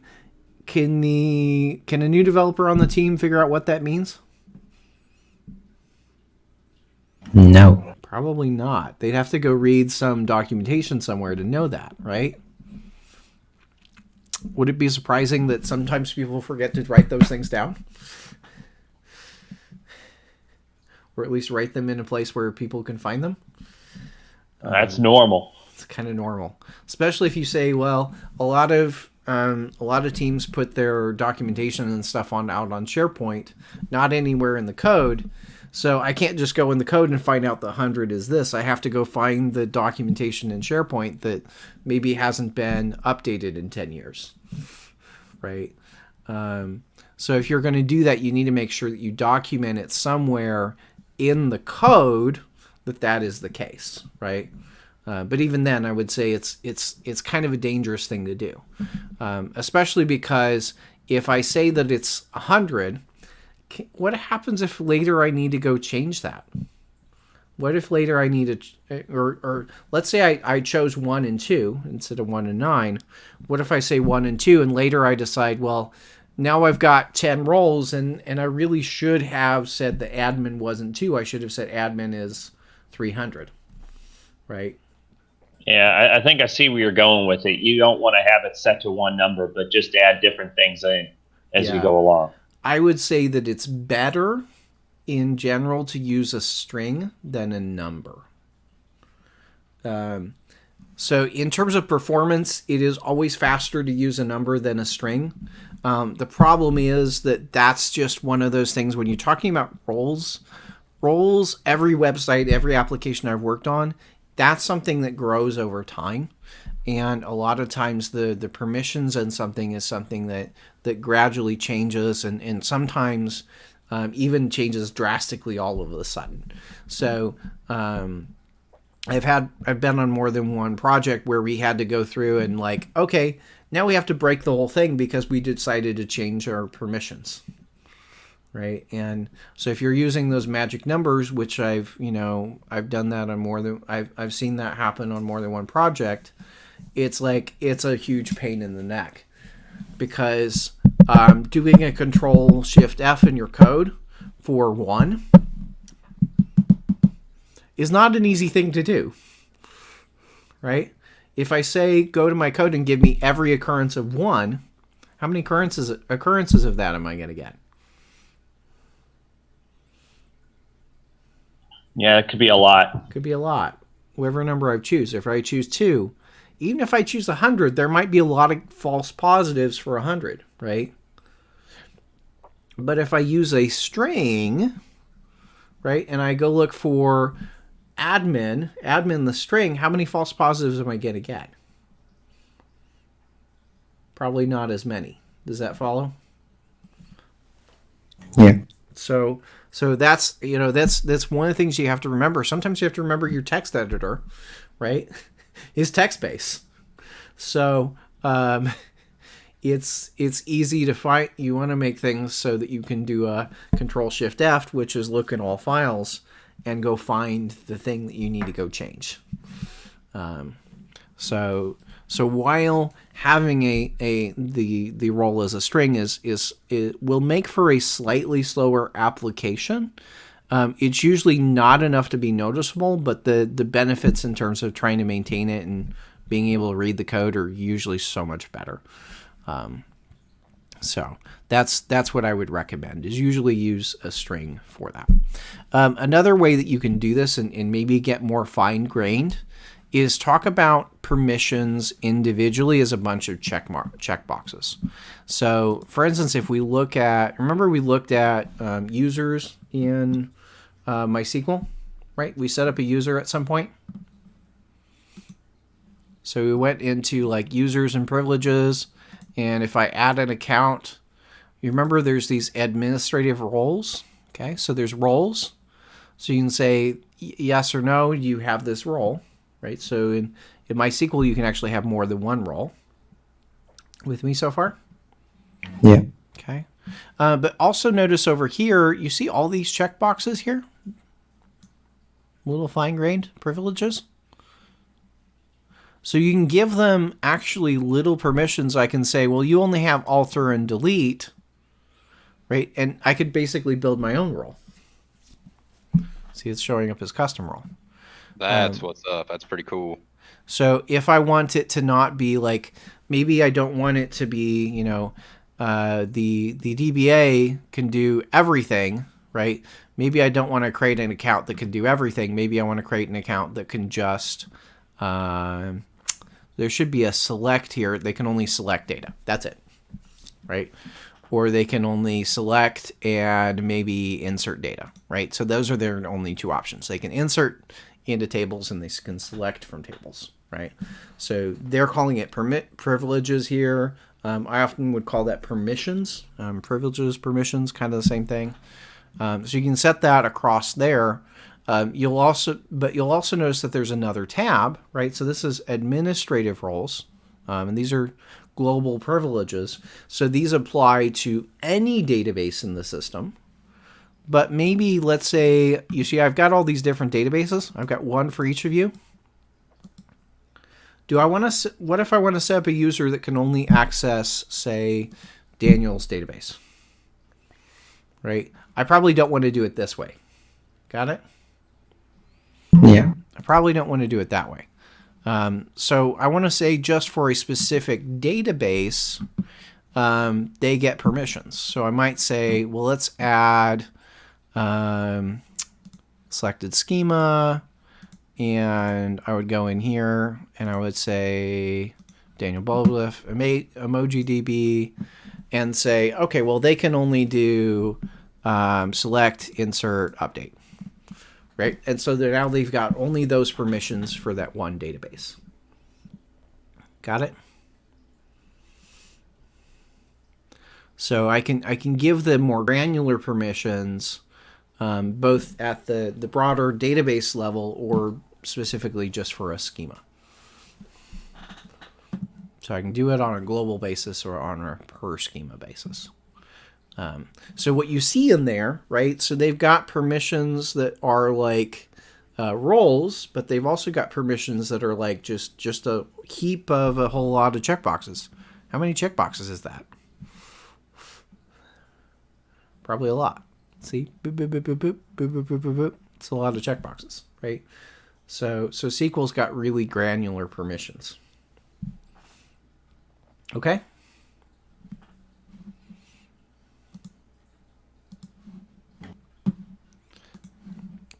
So let's think about how we could model that in terms of the database.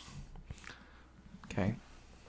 So in general, we're going to store authorization data in the database along with our users and credentials. So usually we put all that data in the same place. The question is how to model it, how to store it. So we can broadly do it in one of three ways. So we can do it with flags, like the isAdmin, isModerator, can edit, can delete, and I could just add those flags to the user table as additional columns. Or I could set up roles, or I could set up, permissions you saw like that they can do this or that and that, like insert and select and update and delete. I could do that as permissions. Okay. So I've got kind of three approaches that most systems take, and sometimes there'll be a little bit of hybrid, right? So like you saw that with MySQL, it's got kind of a mix of all these three, right? There's checkboxes we can see. They've also got this idea of roles, and they've got this idea of permissions that the users can have. Okay?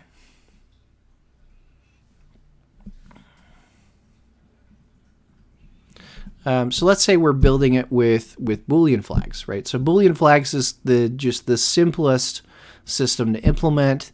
It's really, unfortunately, it's also the least flexible, but it's the simplest one to build.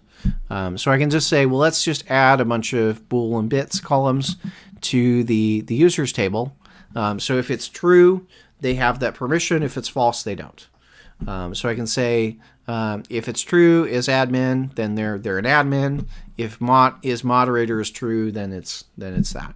I want to make sure if I'm writing it that way, I want to make sure that these are not null. I don't want to allow them to be null. They should be 1 or 0, true or false. But I also want to make sure that they default to 0, and always make sure that your off is 0 or false. The reason you want to make sure you do that is, let's say you're working with you need to interact with Java or C# or any other language like that, remember that they default most variables to 0. So you don't want to give users permissions by default. Does that follow? So false should always mean that they don't have that permission. Okay. Never make 1 your default. So I wouldn't say like if is not admin. Does that make sense? Because then my default would have to be 1. Got it? Yeah. That leads to a lot of errors if you say your default is not 0 oftentimes. So if I want to check if they're authorized, checking if they're authorized is really easy. I just say user.isAdmin, right? If user is admin is true, then they're authorized. I could say user is moderator. That's true, they're authorized. So checking their permissions is super slick as far as that's concerned. And oftentimes with the other systems, sometimes it can be easier even if you're not modeling it this way in the database. Sometimes it's easier to go ahead and package it this way into the token. So in the token, I might, even if I'm using a different mechanism to check for admins, I might still have an isAdmin flag in my auth token. Cool?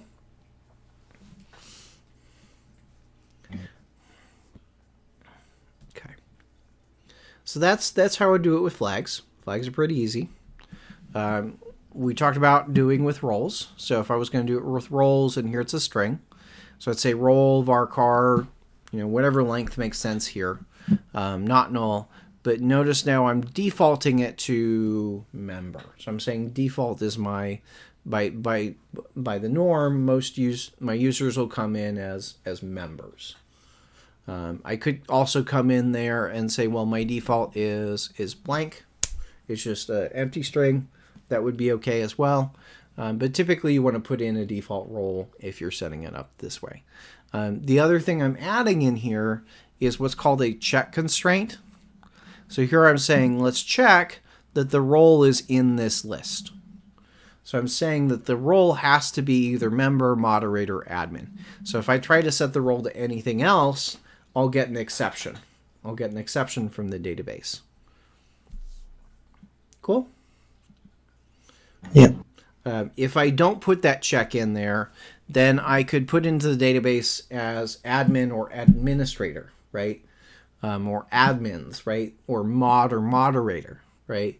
So generally you do want to have a check constraint on that, because otherwise it can just be anything.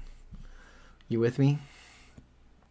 Because it's very common to make typos with those roles. So that ensures that you can kind of limit the amount of typos. Then checking if they're an admin is actually still pretty easy. You just say user.role is equal to admin. So if they're admin equal to admin or equal to moderator or whatever, then you can just say they're authorized. Okay.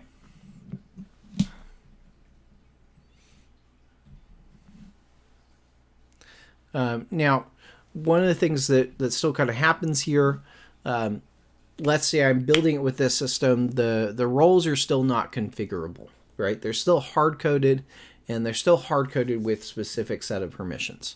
So if I want my users to be able to change what permissions what things moderators can do or users can do, this system does not let that be configurable, right? And there could never be more than these 3 roles, right? So I can't, with this system, I can't add a 4th role without like changing the schema here. Does that follow? Yeah. So I can't have a system like a UI to manage the roles. I could manage the users that have those roles, but I can't manage the roles because there's no roles table basically. So if I want to have configurable roles, which is another way to set up the roles, then I need to separate these off into 2 different tables. So I'm going to say, I have the roles table with a list of roles, and then I'd have the role be a foreign key into that roles table. So now I can have multiple roles. I can have a variable number of roles, and I can potentially even configure what permissions those roles have. So on here, you'll notice I've still kept it as a varchar, right? So it's still a string. I could have pointed this role to the ID. I could have pointed it to the name. I find that it's still easier. Oftentimes we'll do our foreign keys with IDs. I definitely think when you're dealing with roles here, this is definitely a case for go ahead and make the foreign key still a string, because that makes it a lot easier to display it. And it also means that you have less logic to run. You don't have to run additional database calls when you need to do certain things. It actually skips a lot of database calls to have it as a string here rather than an ID. Okay, so you can do it either ways, but I find that it's easier that way as the trade-offs. Okay, so one of the things that now makes this configurable is now that I've got this table of roles, these roles can now have flags, right? So I can take the flags from over here that I kind of had previously built. Well, I can put them over here, right? So I might say, well, maybe I have a permission that they can manage users. So maybe we have a column over here that says can manage users. If that's true, then that role can manage the users, right? And I can have a UI in such a way that they can edit those roles, remove those roles, add new roles. If I want to ensure that there's an admin role at all time, I just say, well, let's give an isAdmin flag to the roles table, and we'll just say, okay, well, that's the admin role. And that actually even lets me rename potentially the admin role later on. Okay. Any questions on this sort of way of setting things up? Nope. Okay. So you can set it up. You see the first two examples we did with just one table. Here I'm having two. One of the things that this still doesn't let us do is it doesn't allow us to have users that have more than one role. With this system, every user only has one role, and you can kind of see that in the one-to-many and the fact that there's the foreign key here that points to the roles table. So if I want to have a many-to-many relationship, which is what I need in order to have users with multiple roles, what do I need to introduce?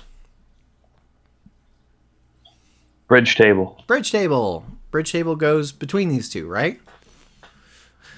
So that would be another version of the roles, right? So if I want to set up roles, I could say, well, let's put a roles table, kind of like we just had, a users table, but I'm going to remove this role column in here because that only lets me have users with one role, and I'll put it into this bridge. So now I've got, does the user have the role?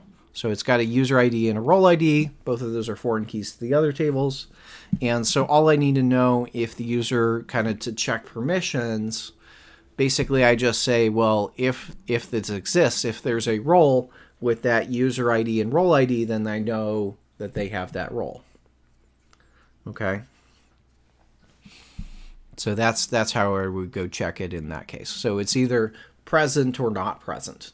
I wouldn't add, one of the things that people make a mistake on is they add another flag in here and say, do they have that role or not? And that just makes your code more complicated, because then not only do you have to check if it exists, you also have to check that flag. Because you don't get around checking if it exists by adding a flag. Okay?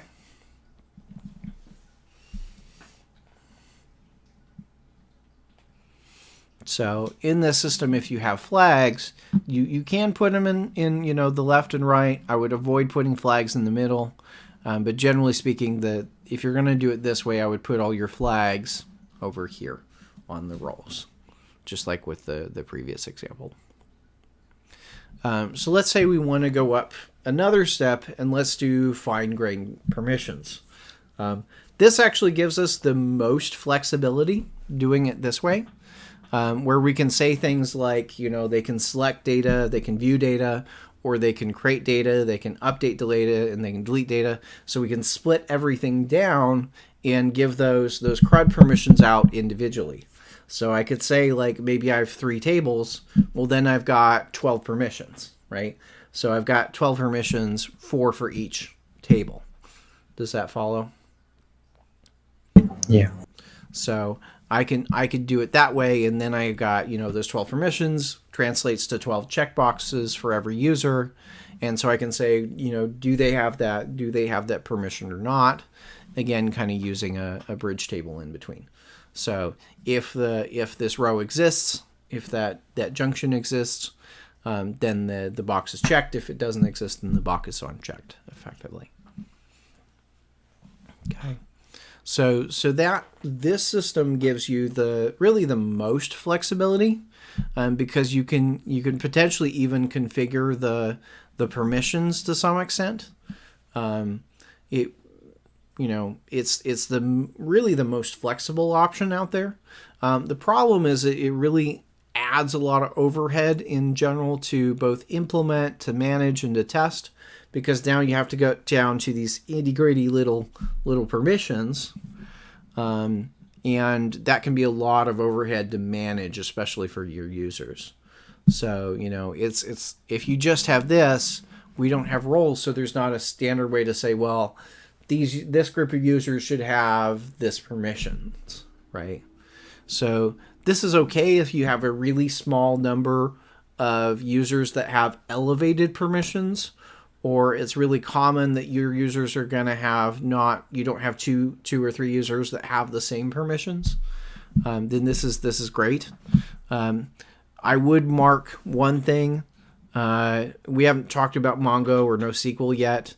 But I would say this system here with the users and the roles, as well as this system here, both of those are actually a lot easier to model in a NoSQL database. They're actually, if you're working with a NoSQL database, both of those 2 solutions are actually turn out to be much easier than they are in relational databases, because of how you can do things, and namely the fact that you have something called a subdocument, which we don't have in relational databases. So these 2 systems, while they might look a little bit complicated with a NoSQL database, SQL database, what you're familiar with, they actually can be a lot easier to implement if you go up to a NoSQL database. Okay.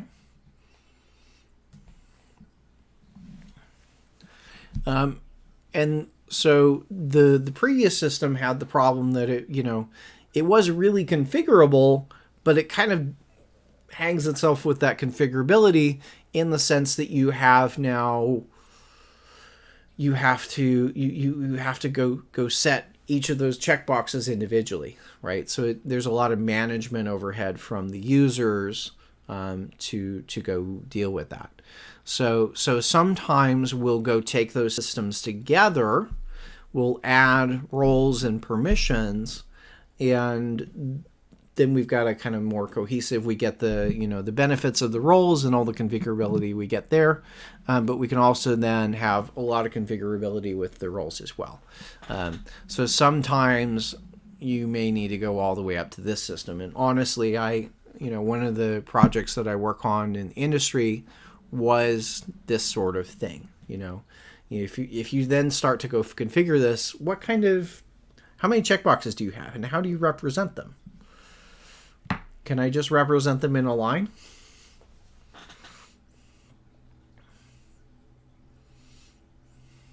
What do you mean? What do you mean by that? Represent them in a line. So let's say I want to configure the roles and the permissions, right? And say this role has permission X. What would my UI look like for something like this? Just to configure this part.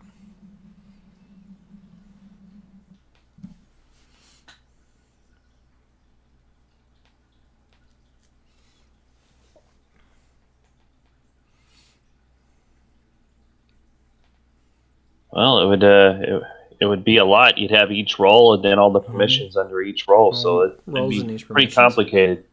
Well, it would be maybe a grid of checkboxes. Yeah, I was thinking that, checkboxes. So I might say each role is a column and then each permission is a row. So I could lay it out that way, or I could do the reverse and say each role is a row and each column is a permission. I think it's usually easier the other way around because there's said to be very few rows but a lot of permissions. So it's usually easier to have the roles that be the columns and the permissions the rows. So you get a grid there.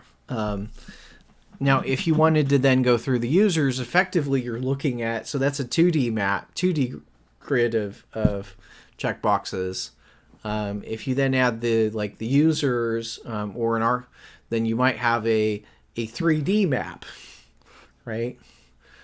Which, as it turned out, the system that I was working on had additional level called protocols, which study it was working on. And that actually created this, and basically we ended up with a 3D map of permissions and checkboxes, which we somehow had to represent in a website, not using 3D rendering. So that was a bit of a trick. So these systems can, this is if you really want to get the maximum configurability, and you want to get to things like, this is what MySQL is doing in terms of its permissions. Okay? So it's got a system like this, where it's got roles have permissions, and users have roles, and user can have more than one role, and roles can have more than one permission. So this is kind of how that's set up. Okay. This is kind of the gold standard, I would say, as far as configurability, if you do need it. Some applications benefit more from that configurability, some of them benefit less. You really have to think about who you're building it for and what are their needs. But this is the way to get the most configurability out of your authorization system. That being said, this is a much more complicated system, right? I started with a system that had one table, and this one has 5, right? And remember I said way back when that the more tables you have, the more complicated it gets? Yeah. Right? So this system is not 5 times harder to build than the first one. This is 25 times harder to build than the first one. Because it scales exponentially. It doesn't scale linearly, the more tables you add. So, when you're thinking about this, you're probably going to run into a system like this at some point in your career. I wouldn't be surprised. That's kind of how I build it. But that's not what I'm asking you to build for this semester. So for this semester, time's really limited. I would ask you to use one of the below simplified systems, A or B. So A is you do it with flags, where you say is admin, is moderator, etc. Break down your permissions as just flags on the users table, or have it just be a string on the users table. This should be enough for the applications that you're building. Cool? Got it. But I wanted to make sure you kind of have the whole picture of this is kind of the simplified version, but more than likely you're going to run into something more complicated or need something more complicated once you get into a large application. Okay? Yeah, what might a moderator not be able to do that an admin can do? Oftentimes a moderator might not be able to manage users. So they might be able to moderate content, but not users, if that makes sense. So if user needs a password reset, they might not, a moderator probably can't help them do that, but an admin could. Cool? Yeah. Is there sometimes a God role, like an admin of admins? Sometimes, yes. Sometimes there's what we call a super admin is the commonly used term, or Linux refers to that as a root user. On Windows, that's just the administrator role. Like they're the super admins. They can do everything. So yes, that exists sometimes. It's one of those things you kind of have to be cautious of. So usually I want to try and build it in such a way that I don't have to have an admin over my admin. That my admin is my God role. Does that make sense? Yes. So I usually relegate lower permission levels to something down further in the chain. So for instance, the Learn to Earn L2E project that I've been working on with student workers here for the past few years, we've got a what did we call the role in the interim? We called it the auditor role. We called them the auditors. So we've got the admins that can do everything, and we've got the auditors that are a step below the God role, that they can audit the data but not do certain other things. So what you call those roles is really, it's going to be influenced by your domain, by the thing you're building, right? So if I'm saying I'm building a banking application, what might be some of my roles in a bank?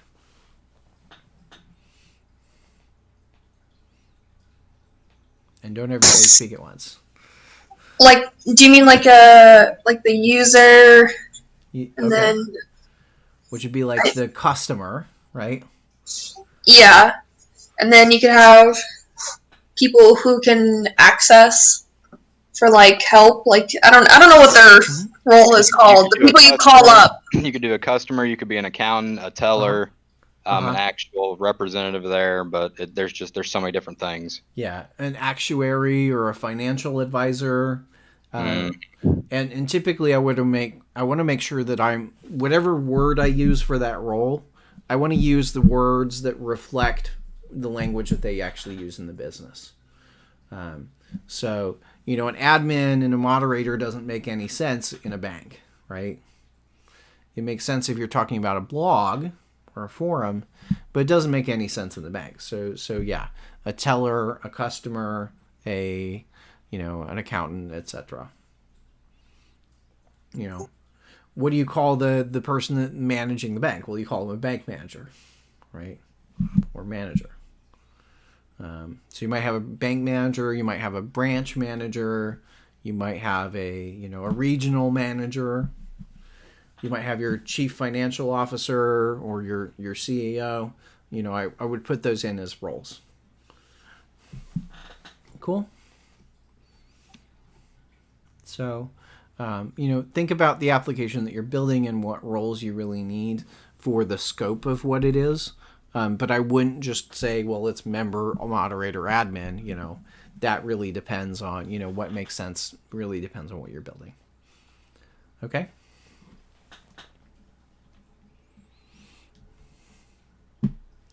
So beyond just talking about roles, another thing that comes into the authentication picture is ownership.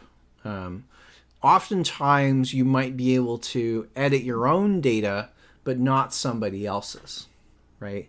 So like on Facebook, if I'm on my Facebook account, I can edit my own data, my own posts and comments, but can I edit somebody else's posts and comments? Nope. No, because I don't own that data. Does that follow? Yep.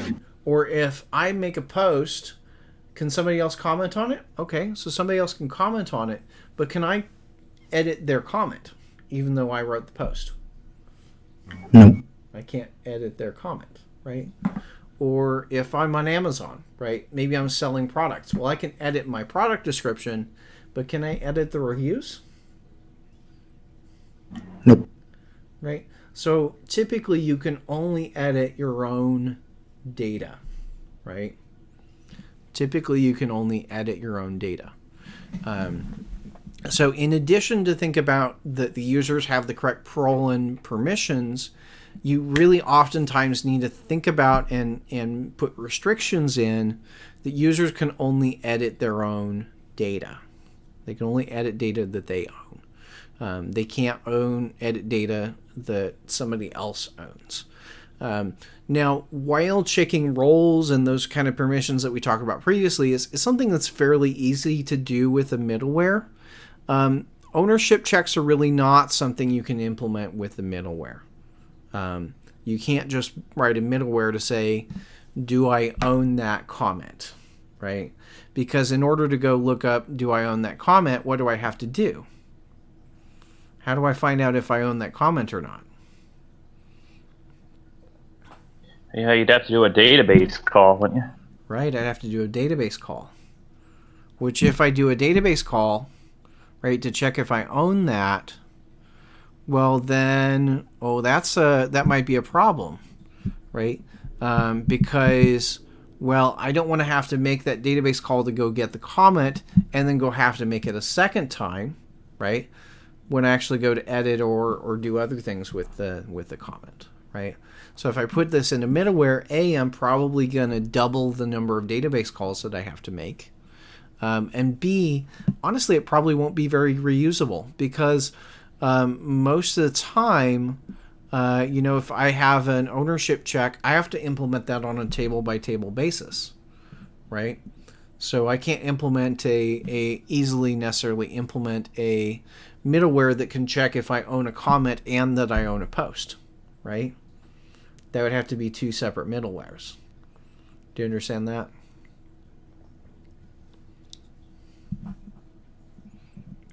So typically we're going to code these ownership checks directly into the route handler itself, which means that there's some amount of code duplication, but that code duplication is usually manageable. Okay?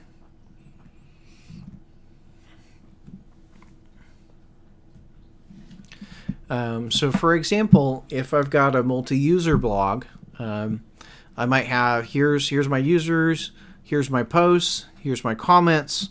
So you can see for every users have multiple posts, users have multiple comments, and a post has multiple comments as well. Okay, so you see my relationships. Okay, so if I want to check whether or not I can edit a post, what column do you think I need to check?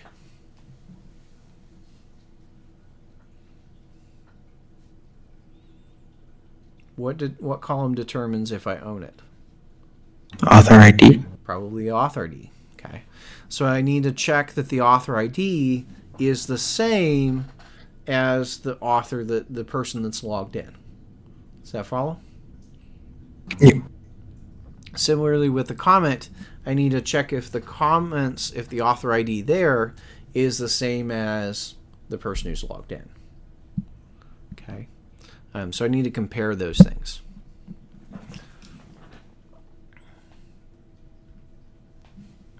So if we take a look at that and kind of come up with maybe some rules for who can modify the data, here's maybe an example of those rules. I might say, this is not the only way to write these, but this is the way I'm going to come up with here. It's just kind of common. I'm going to say all users can write posts and comments. Now I might split that up and say, well, some users can write posts and some users, but everybody can write comments. I could elevate or split those two permissions. But I'm going to start by saying everybody can write posts and comments. Okay. And everybody can read those posts and comments, right? You can, regardless of who owns the data, you can read it, and you can write data fine because if you're creating the data, well, it's yours, right? The question becomes about editing and deleting, right? So then I might say, well, maybe I don't want everybody editing and deleting data. So let's say only the author of a post can edit or delete the post, and only an author of a comment can edit or delete his comment. Okay? Does that make sense? Yep. So those are my roles, but I might also then introduce another exception to that where I can say, well, admins can edit and delete any post, even those that were, and maybe comments as well, but can edit and delete any post or comment, even ones where they're not an author, because maybe they need to be able to remove spam or otherwise moderate the content, right? So, maybe somebody's posting a bunch of spammy messages to your things, in the gaming world, that might be your gold posters, your gold resellers, or your key resellers. You want to get rid of their comments or edit things out. You may want to, if people are posting images that they shouldn't be posting, you might want a way to take those down, right? Yeah. So that's where you might carve out an exception for your administrators or your moderators. So the way this works out, and the way I'm going to write these checks. So let's say I've got a route, and this is an API route to edit a post. So I'm going to say API post ID. They need to be authenticated in order to do this. But notice I don't have an admin in here because users can edit their own post. And if I put an admin middleware in there, then, well, users wouldn't be able to edit their own posts. Does that follow? Because they're not admins. So rather than checking admin here, I need to do it further down in the logic. Okay. So I can go through, and first thing I need to do is grab the post ID. So I'm going to grab the post ID from the URL. So if the post ID is there, we're all good. But if it's not, if there's no post ID, well, then I want to send a 400 error. Got it? So I'm going to send a 400 error if there's not a valid post ID. Cool? So that's a 400 error. Next thing I want to do is then, okay, so you gave me a good ID. Let's see if that post actually exists. So I'm going to go grab the post. And the post, I'm going to get it by ID. And then let's see if the post is there. Well, if the post is not there, then that's a 404 error because the post doesn't exist. Right? So I have a 400 error in this case, 404 error in this case. I might check next to see if you're logged in. Okay? So if you're not logged in, then it's a 401. We say, you must be logged in. You'll notice in here I'm writing return on each of these things so that it doesn't keep going to the next bit of code. So I'm saying just return status 400. Here's some JSON to specify the error. If you're not logged in, that's a 401. And then finally, let's check that you actually own the code, own the post. So I might say request.auth.isAdmin. If you're an admin, and actually this should be, if it's not an admin. So if you're not an admin and request.userID, the user ID that you're logged in is not equal to the author ID, if both of these things are true, you're not an admin and you don't own it, then we'll give a 403 error. Cool. So here I've got a route that gives how many different status codes? How many different possible status codes can come out of this? 4.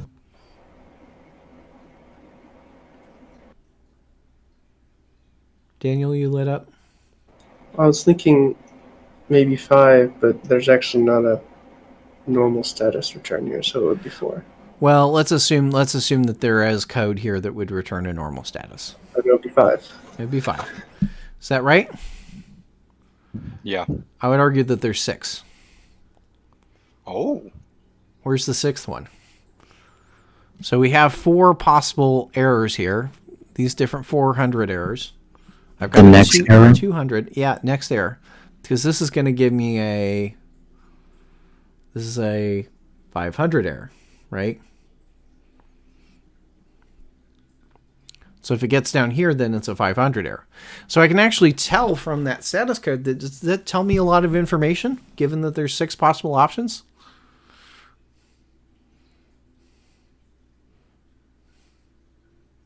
Hopefully so.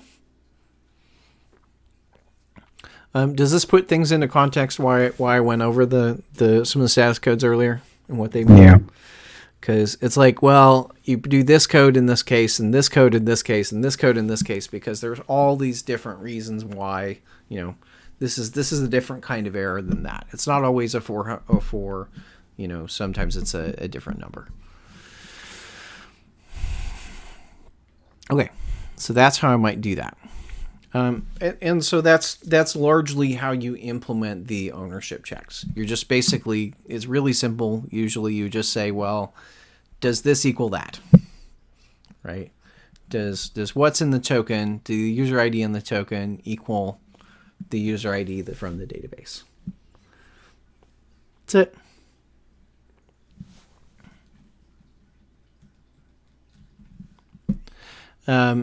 So one thing you might want to be careful about as we're kind of working through this, and if you pay close attention to the other, you might want to pay attention to the fact that I did request.auth.userid.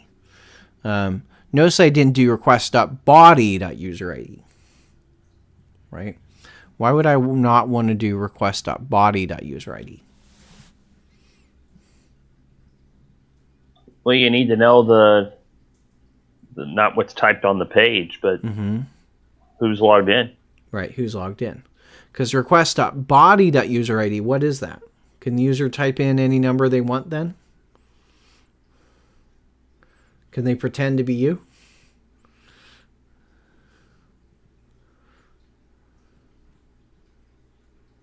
Yeah, of course. So if you use anything from the body here in this check, then you're not preventing them from impersonating somebody else. So it's important that that's pulled from like request.auth there. Okay. So let's talk about how you protect the audit trail. So if I look at, for instance, this form, what's the problem? What's wrong with this form here? What's wrong with this page?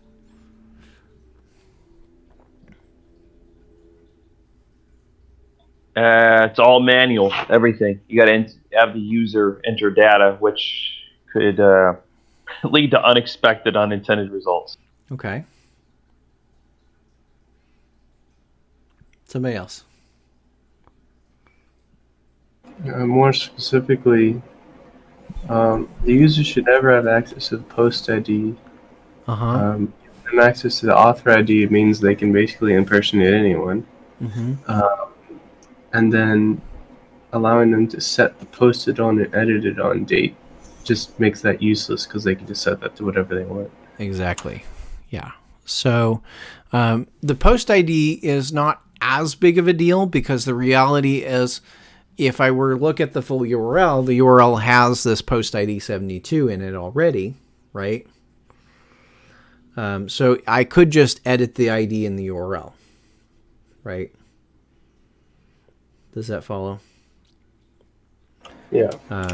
So honestly, if I let there be a field here, I've now got a contradiction between what's in the URL and what's in the field, right? Those can be out of sync.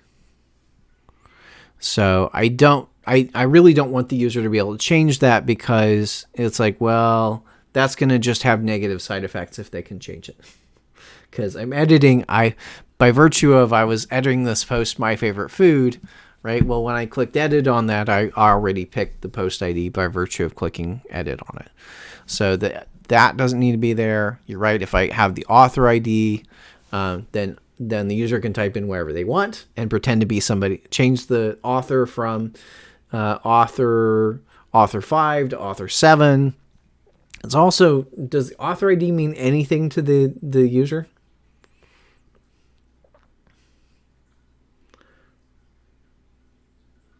Does that number mean anything? That number 5 mean anybody? Probably not.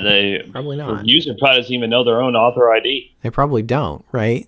So if I look up in the breadcrumb trail, I can see blogs, Grumpy Cat, my favorite food, edit. So what would I assume that my author name is? From the breadcrumb trail. Grumpy Cat. Probably Grumpy Cat. So if I were going to have it here, it should definitely be the name of the author. I should definitely show it as the name of the author. And I probably don't want to have it as a field, right? What would be another way for me to select the author? Not as a text field. What control could I use there instead? To select the author, well, you'd hide the field, and then you would put the value in that hidden field and pull it from that. Not what I'm talking about.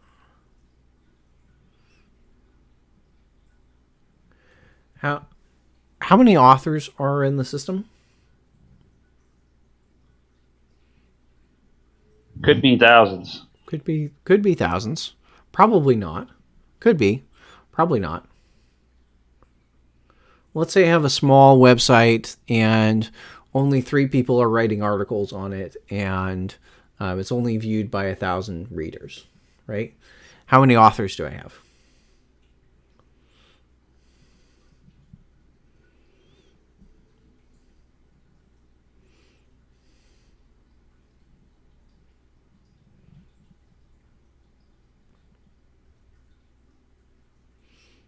I've got, 3 authors, right?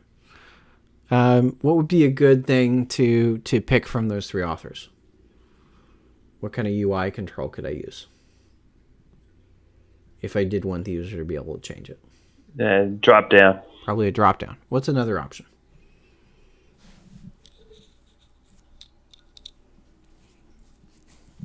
Radio. Probably radios. So I could have a radio set of radio buttons. I could have a drop down there. Either one of those is viable, as long as you have a small number of users. So most of the time, in general, you don't want to be able to change the author of a post, but sometimes you do.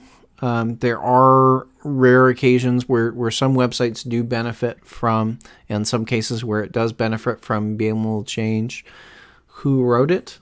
Again, that's not a normal case that you run into, but I have run into, occasionally clients and such that, where that is cases. There are some occasional use cases where you might need that. So if you did need to change that, my point is it should probably be a dropdown. Got it? Drop down with the name instead. Okay. But in this case, I just want to remove it. I don't want them to be able to enter the author ID. Okay. So the posted on, right? What were you saying, Daniel, about the 2 timestamps? Posted on since you can edit it, then it's basically useless because they're just going to put in whatever they want. Okay. Well, why does it... You're right that it becomes useless. Why does it become useless? Because there's no way to verify that they put in the correct time. I mean, I guess you could, but what would be the point of what would be the point, right? If the user's typing it in and you have to verify that they put in the right time, why don't you just not let them put in a time at all? Right? If you have to check that it's right... especially if it's down to the second, is it going to be right? It's not, right? Because they're not going to type, by the time they change it, it's going to be a minute later and now the time is wrong, right? So, that's something you want to avoid because, if you let them change when the thing happened, then you've really lost a lot of your audit trail information of when did they post it? When was it edited? If they can just type anything in, then it really doesn't have much value. So if I were to say, let's say this is the transaction date, right? And this is the time I paid money, and we're talking about banking here. Would that be a problem if I can change my transaction date? Yeah. That caused some goofy things to occur? Yeah, probably. So a lot of times you want to kind of avoid having the date times, especially if it's the date time of when something happened. Usually you don't want that to be editable. Now, if I have something like maybe I'm doing event planning, right? And I'm saying, well, this event happens on November 25th. right, then I might want a way to set the date. Does that make sense? Or birthdays or things that you do want the user to type in. So there are, there's definitely cases where you do want the user to type in a date and time, but oftentimes you want to remove that from the UI, especially if it's something like this that's tracking what occurred. So I would say, this is you don't want to let anybody to edit your audit trail, because these are all part of your audit trail, including your administrators and moderators. Even they shouldn't really be able to edit those 4 things.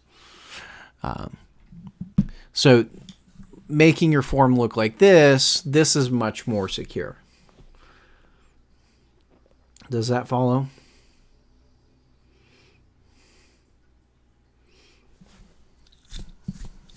Yes. So, yeah, makes more sense. It's easier, better UX too. Right, better UX, because I just took it from 6 fields down to 2, right? Zach, you had something to say? Oh, no, I was agreeing with you earlier. Okay. So this would be much more secure and, much more usable. So that's what I would also, I expect you to build things out this way with the thinking about those kind of things as you're building both the test and your labs, and think about what are those things that shouldn't actually be editable. What are those things to keep track of? Who wrote the data? Who created the data? Who owns the data? When was it created? When was it edited? Those are things that really shouldn't be fields in your UI. You want them to be things that you track in your database, but not things that the users can edit. So given that we want to implement the form this way, we've got a lot of options actually for how we could implement that. Okay, so we could implement this using read-only or disabled fields, which actually are very similar. I could do it using hidden fields. I could send the data via cookies. I could send those 4 pieces of information as path parameters, or I could choose to not send the data to the backend at all. Okay. So which should I choose?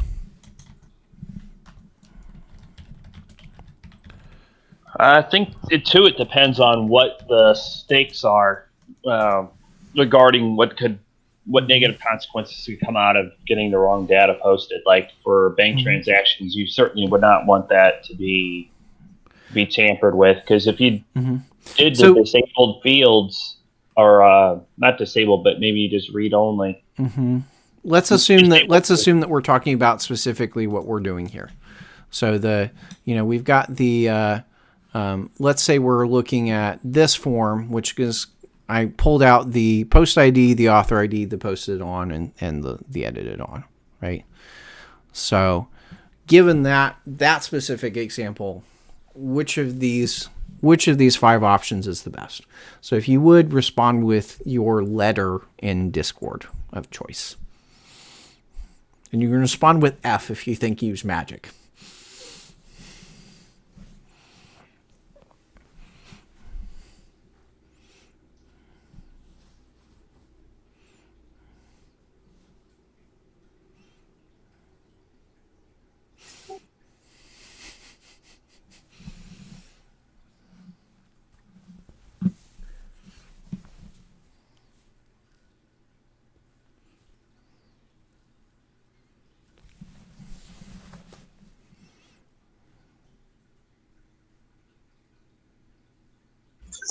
I feel like I'm the only one who doesn't want to put an answer for the fear of being wrong. Put an answer. Just go C for cookie. When in doubt, just answer C. It's always the right question or answer. There you go. That's how you pass all the quizzes.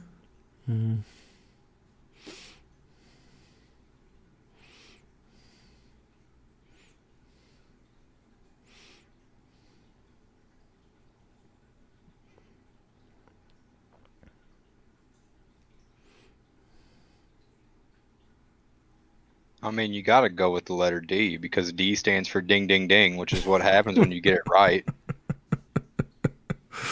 Well, if we're going with that logic, I'm going to choose A so I can get an A in this class.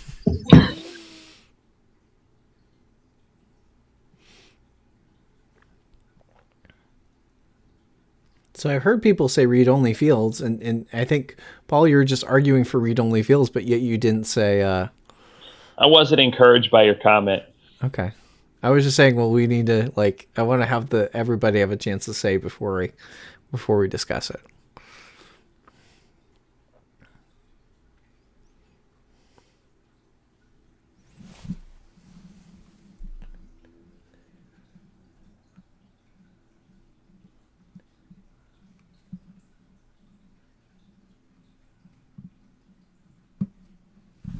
Hey, Ben, you there?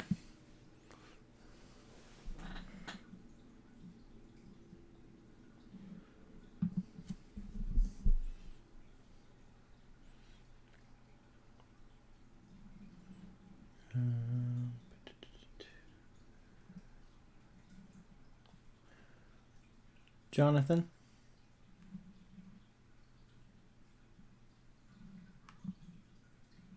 Jonathan. Mo? Mo, are you online? Okay, I'm going to take that as Mo as being absent. Okay. It shows them being online, but none of them are responding. Yeah, I'm going to make a note of that.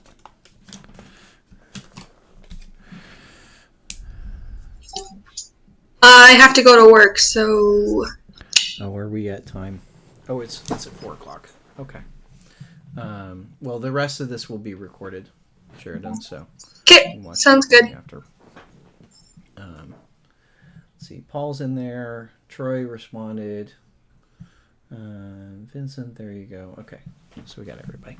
Okay, so just going through some of the options, right? So I didn't see anybody pick A, right? Well, why is what?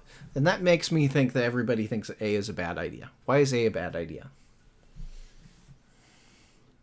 You could look at the data inside the if you inspect, which if you can't really tamper with it so much, but just not good necessarily. Okay. Well, if it's A, I don't even have to inspect. Because a read-only field or a disabled field, both of those are shown to the user, right? Okay, I'm thinking of hidden. Yeah, so option A, I can see the data. It's not hidden from me.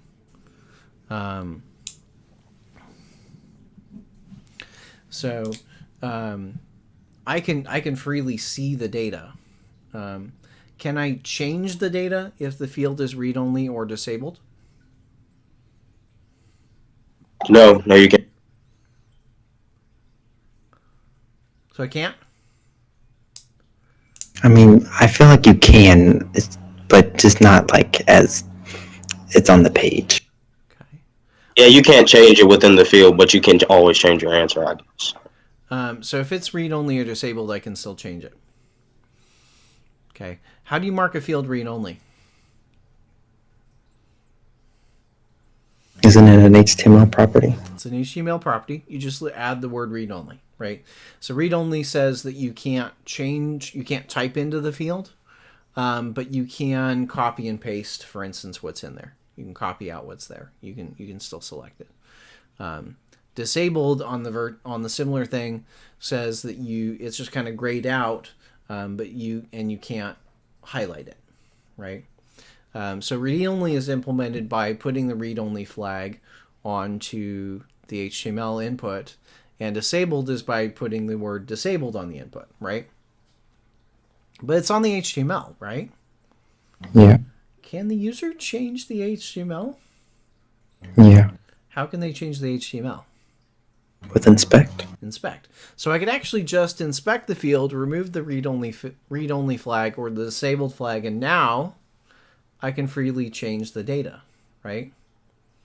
So let's say I've made my edited on date, I've made it either read-only or disabled. Have I actually prevented the user from changing that data?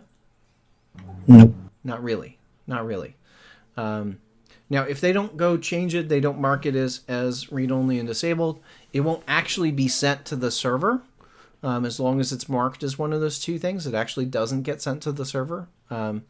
But it doesn't keep the user from changing it, right?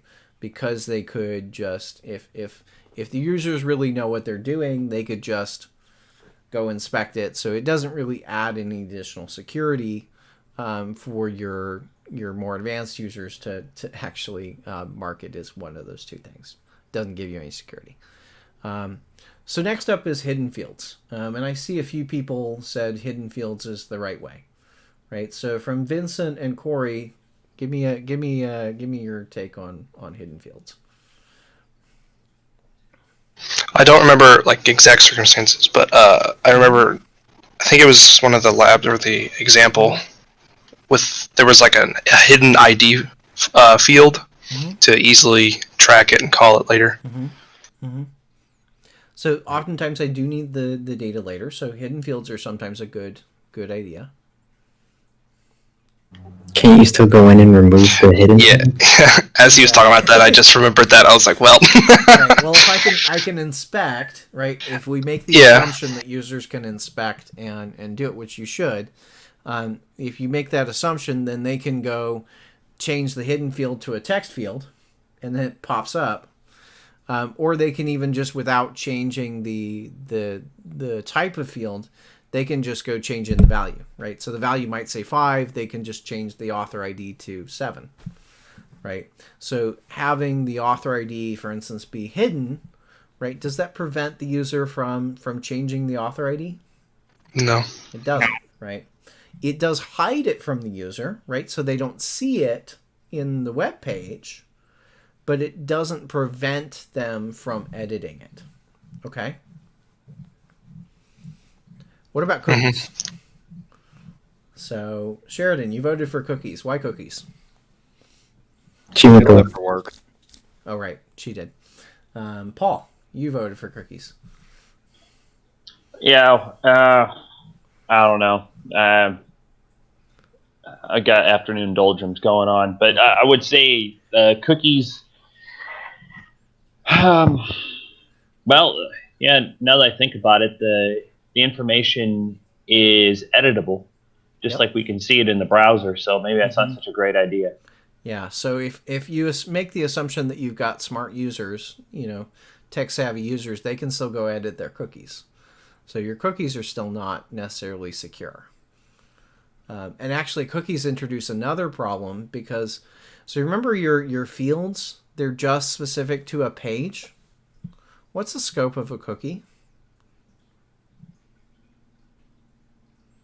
Yeah, it could be potentially site-wide, or at least the protected areas. The cookies are site-wide. So if I put in a cookie there that's like the author ID, right, now that cookie is potentially usable on my entire website, right?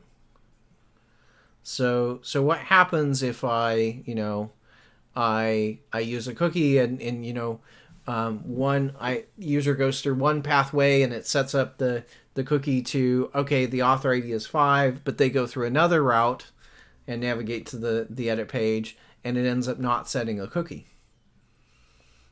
So one route they navigate through the website now, they get an author ID that's right, and another way they go and they get the wrong author ID. Believe it or not, I've seen that very thing. Where somebody had set something up where, because you navigated through a certain way, it set the cookie, and that meant if you just kind of skipped around and got to that page a different way, the page didn't work. So cookies have a lot of, is a very dangerous thing to add because it's site-wide. Do you follow? It does have the benefit like hidden fields where they're not visible directly to the user, right? They're not a form field. But the problem is with a cookie for instance, things like that author ID, it's not really a usable sort of technique. Cool. So cookies you really want to reserve for things that are site-wide, not for things that are page-specific. Yeah, I didn't understand what path parameters were either. That's the other reason. Okay. So somebody, let's see, path parameters. Darnell. Couldn't you just send them to a different route or function that way? Okay. So let's say, you put the post ID and the author ID, you put both of those things in the path, right? That's right. What you're saying. Yeah. So what's the pros of that? Pros and cons.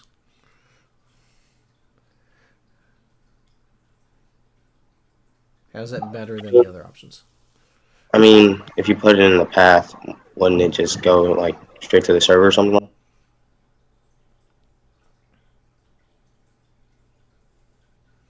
I'm going to jump over to Zach. So, if you think of it as like a path parameter, you kind of, I thought of it kind of like if you're putting it in there, you can put it in a separate dedicated like area, so maybe they can't go to edit it in a sense, since you're storing, in that path, a user can be identified or singled out by their ID. Okay. Maybe you can send that different trail on another directory so that they can't access it, or only somebody with that directory can access it. Okay. So give me an example for adding in the author ID. What would be the path? What would be the path that you would use?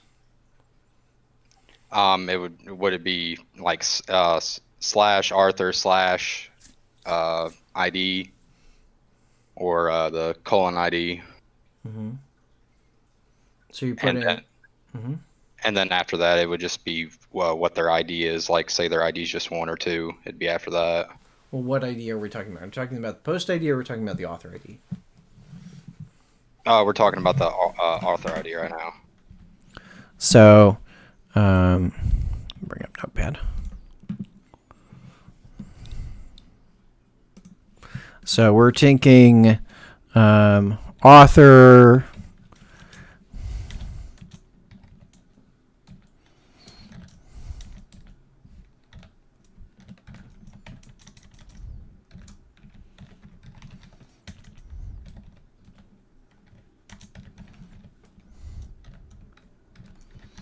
Is that what we're saying? Basically? Yeah, in a sense. Okay, so what's different about what you were saying? No, I mean that's how it's set up. I instead of having the post part to mine, how I was thinking, I had just set it as Arthur / the colon ID or Arthur, however it was. I didn't have the other post in my idea. Well, but you would, if I just have this, do I know which post you're editing? No. Potentially not, right? I have to somehow send both of those pieces of information to the server. I can either send them as path parameters or I can send them as fields, but I have to send both of those pieces. Okay. Okay. So where does this URL get specified? The action. The action. Okay. So the action on the form tag would specify the URL. What if I'm using Ajax? If I'm using Ajax, where do I specify the URL? The URL property for the Ajax object. Okay, for the Ajax, when my JavaScript, right? Yeah. Okay. Given what we just talked about, can the action be changed by your user? Yep. Yes. If they can go edit the HTML, which you would assume they should, which you assume they have the ability to, then they can go change this path, right? So this is not any more secure than the hidden fields, right? What about the JavaScript? They can change that too. They can change that too. We're at a problem, right? We're at a problem. Options A, B, C, and D, none of them work. Hey, I was right. None of them work. So yeah, Troy, you said E is the right answer. Just don't even send the data. Right? Well, if I don't send the data to the back end, right? Okay, well, if I'm not sending the data, then I don't have to worry about the users putting in the wrong numbers, right? Yeah. Okay, so let's say I remember I had these 4 fields to start with. Okay, let's say I don't send the post ID at all. Okay, does that work? Can I edit a post without knowing the post ID? No. No, I can't. So I definitely somehow have to know the post ID, right? Yes. I definitely somehow have to know the post ID. Okay. So in that case, I would use a hidden field. I would use a hidden field for this one because, as it turns out, there's no way for me to block them from editing that ID anyway. Because they can just go change the URL in the browser or whatever the case may be. There's not a way to say, you're not editing that data, right? So this one's just a hidden field. Okay. Got it? Yeah. What about the author ID? What happens if I just don't send a value for the author ID? What can I do on my back end? Find the author by the post ID. Well, okay, so let's say I'm editing a post, right? You don't really need it. It's built in. You wouldn't be able to audit it anyway, or not audit it, but to edit it anyway. Right. I don't actually need to be able to change it. Does that follow? I don't actually need to be able to change it. So if I don't have this field, it actually doesn't matter because I don't want to change it. Right? I just use whatever the current value is. So what about posted on? What happens if I don't have a field there? Don't have a value there? What do I do instead? I mean, do you even want to change that? Probably don't want to change it. What does posted on represent? That represents when I created the post, right? Yeah. So does the date that I created change when I edit? No. Oh, it doesn't. Okay. So both the author ID and the posted on are cases where the data doesn't actually need to change. So it doesn't matter if I send a value or not, because what I want to do with those is just not change the value. I want to leave it whatever the current value is. What about edited on? Does that value change? It can if it's edited more than once. Right. So if I submit this form, this is the edit form, should the edited on change? Yes. Okay. Well, now I maybe have a different problem, right? So these two, the first one's like, okay, well, I'll take that. That has to be a hidden field. The author ID and the posted on, I just don't want to send those values. I don't have to worry about it because they don't change. But what about the edited on? Well, the edited on does need to change, but what should it change to? This is where it would be in the back end in DB. You just use a moment and then specify your format, and that would be it. Which just doing moment does what? Where does it get the date and time? Yeah, I don't know. The system time, I suppose. System time. So which the system time is basically the current time, right? The current system time. So, there's a way around that too, though. So I would just take the system time on the server. So most of the time, the right answer is wherever you can do it, don't send the data or ignore it on the back end. Okay, that's what you want to do most of the time, is just not send the data. Because the fact is, you can't trust the front end. You can't trust your users, right? So if it's something that you don't want them to be able to touch, you shouldn't let them touch it, and you shouldn't trust them to give you a value for it. Whatever value they give you for that, you should assume it's wrong. Does that make sense? Yep. Okay. So don't let them set it. So if we go through, I kind of went through this already, thinking about the post ID should be either a hidden field or a path parameter. Those are acceptable solutions for that. Either of those ones. The author ID, don't send it. don't send it. You should use the auth token instead, or whatever if they're creating a post, it would be pull it from the auth token. If they're editing a post, just keep the current value.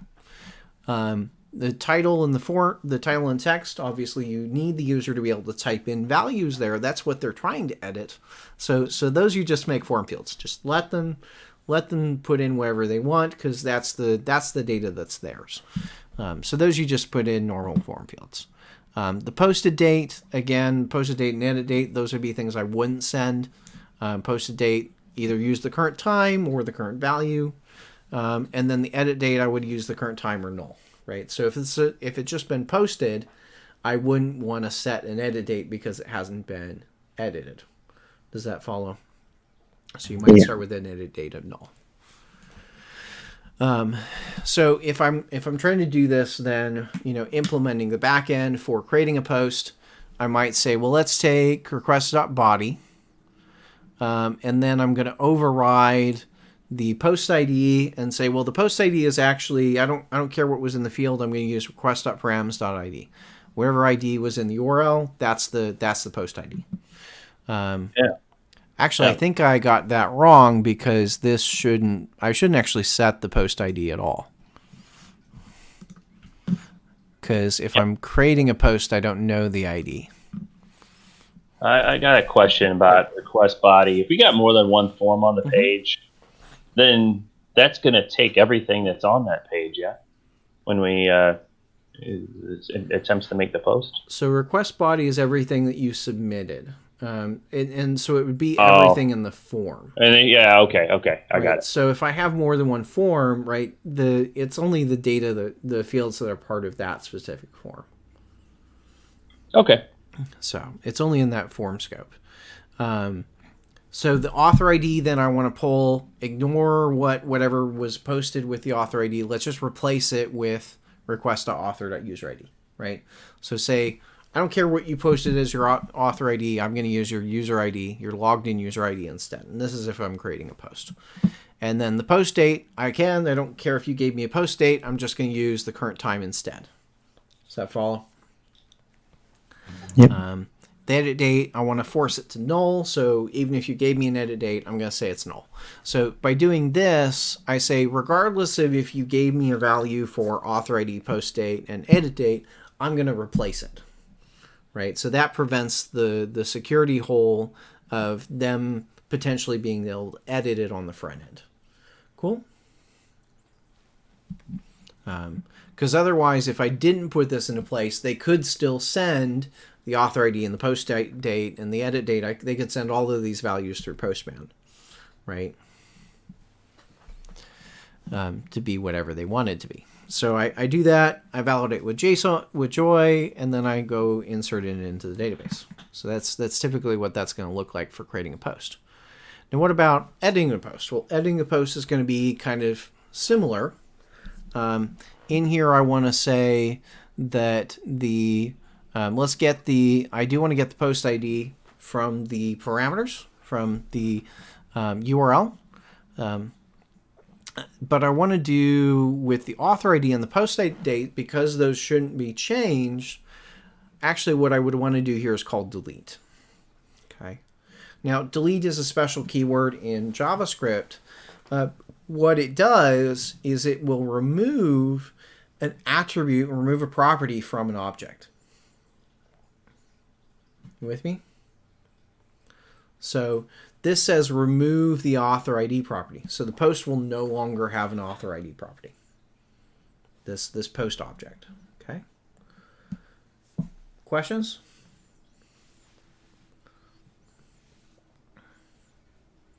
Yeah, I got one sort of related. How do we display, either on the console or wherever, what is in request.body? You just log it. Just say debug request body. That's it. Okay, and it just returns a JSON object. Yeah. Request body is a JSON object. Yeah, I've never tried it. Okay. Yeah, so you can just say debug request body, and you can see exactly what's there. Yeah, it returns an object of key value pairs. Mm-hmm. Yeah. So here, that's how if I say delete the author ID and delete the post date, that's what's really going to prevent them from being able to edit those two things. Does that follow? So those won't be there. Because it turns out, basically, if you try to set, if with connects, if you try to update the database and you try to set it to undefined, guess what it does? Guess what it does if you try to set a column to undefined?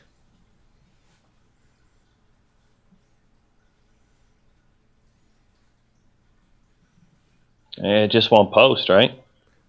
If I go to the database, remember with connects I call update, right? Update, I pass it an object of things I want to change, right? Key value pairs in the update. If the value is undefined, it doesn't change that column. Let me repeat that. If the value is undefined, it doesn't change that column. It just keeps the current value. So what that means is if I do this here and then try to update the database, it won't update the author ID and it won't update the post date because those will both be undefined. It'll only update the things I told it to update, like the title and the text of the post. So that I would do that. That way they can't edit the author ID, they can't edit the post date. Even if they give me a value, I throw it away. And then the edit date we just set to the current date. Cool? Yeah. Any questions on that? Can you see how that kind of prevents the user from being able to mess with your audit trail? Yeah. So in terms of thinking about security, you've got that idea of, you've got a few things that we've talked about, you got to think about, what role do they have, that's kind of easy thing to check. You've got to check that, do they own the thing that they're trying to edit, potentially, especially if they're not an admin. Do they have a permission to edit that, or they're editing somebody else's data? But you also then have to be careful that, what properties, what columns in there can they edit? Because they shouldn't be able to just edit any column in the database, right?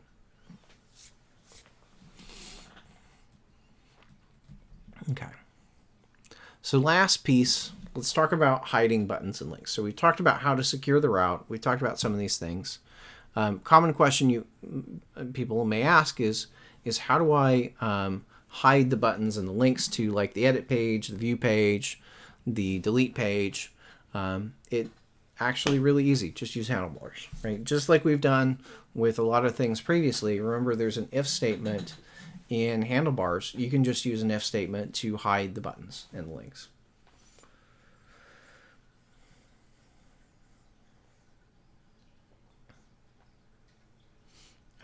So if you have bits or buttons and things that the user should only be able to use, if say they're an admin, or if they'll should only be able to edit their own post, you can just hide the buttons using an if statement.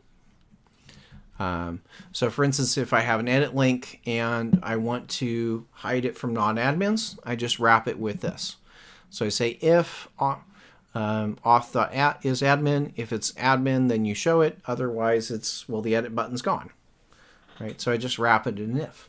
And you'll notice I'm doing a ... to get up, because usually this would be in a loop where I'd be looping over the posts.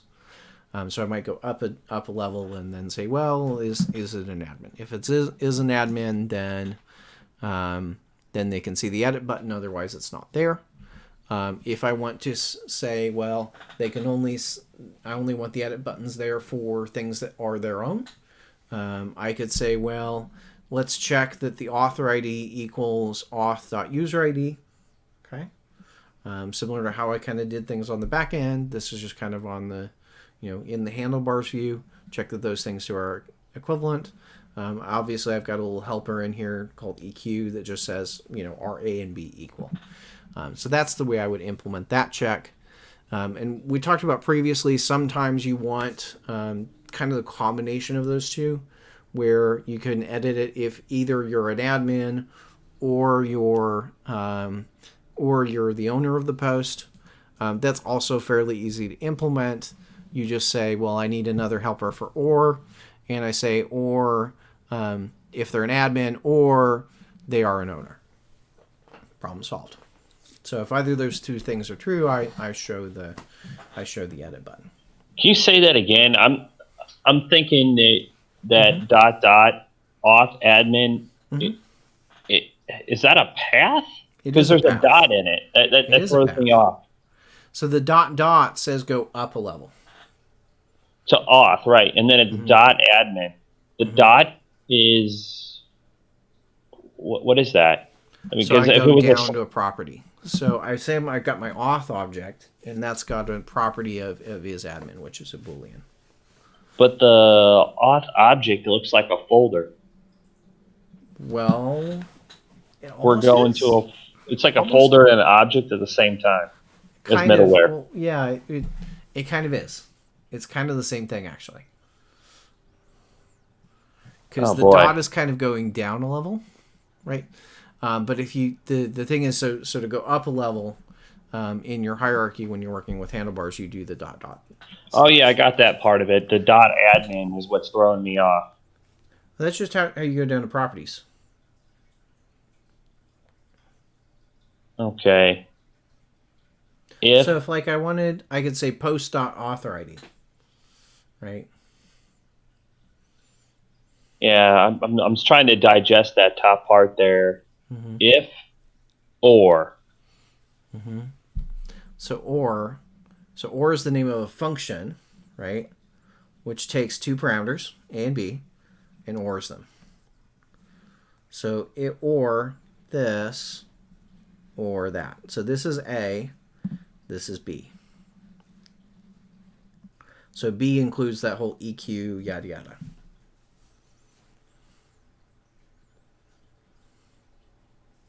So there's basically nested function calls. The way this is written is something we call kind of reverse Polish notation. Reverse Polish notation? Reverse Polish notation. Why Polish? I don't know where that. I don't know. I'd have to go back and look at that. But it's okay. That's kind of how this works out. So yeah, if I see it in code, like with more of a context, I think I'd understand it. But right off the side, I'm like, whoa, what is going on here? Yeah. If I said like plus A, and then the second thing was like a times B, C. This is kind of the way I would write A plus B times C. This is kind of how you normally write your calculations. This is the reverse Polish notation form of that. Same thing. Okay. Wow, it's just tough. The other thing, too, is when the helpers are defined, there's a comma in between the A and the B, but when you write them out, there isn't. Like I would expect there to be a comma after, say, in the EQ author ID, right after author ID, put a comma in there, and then go on. There isn't. Yeah. So that's the end of this. I think I just want to remind you, you still, even with removing the buttons, you still have to secure your routes. I did mention this earlier, but if you just hide the buttons, you don't add any security. Removing the feature from the UI does not add any security over. It just prevents confusion for users thinking that they can do something that they can't. So that's a wrap.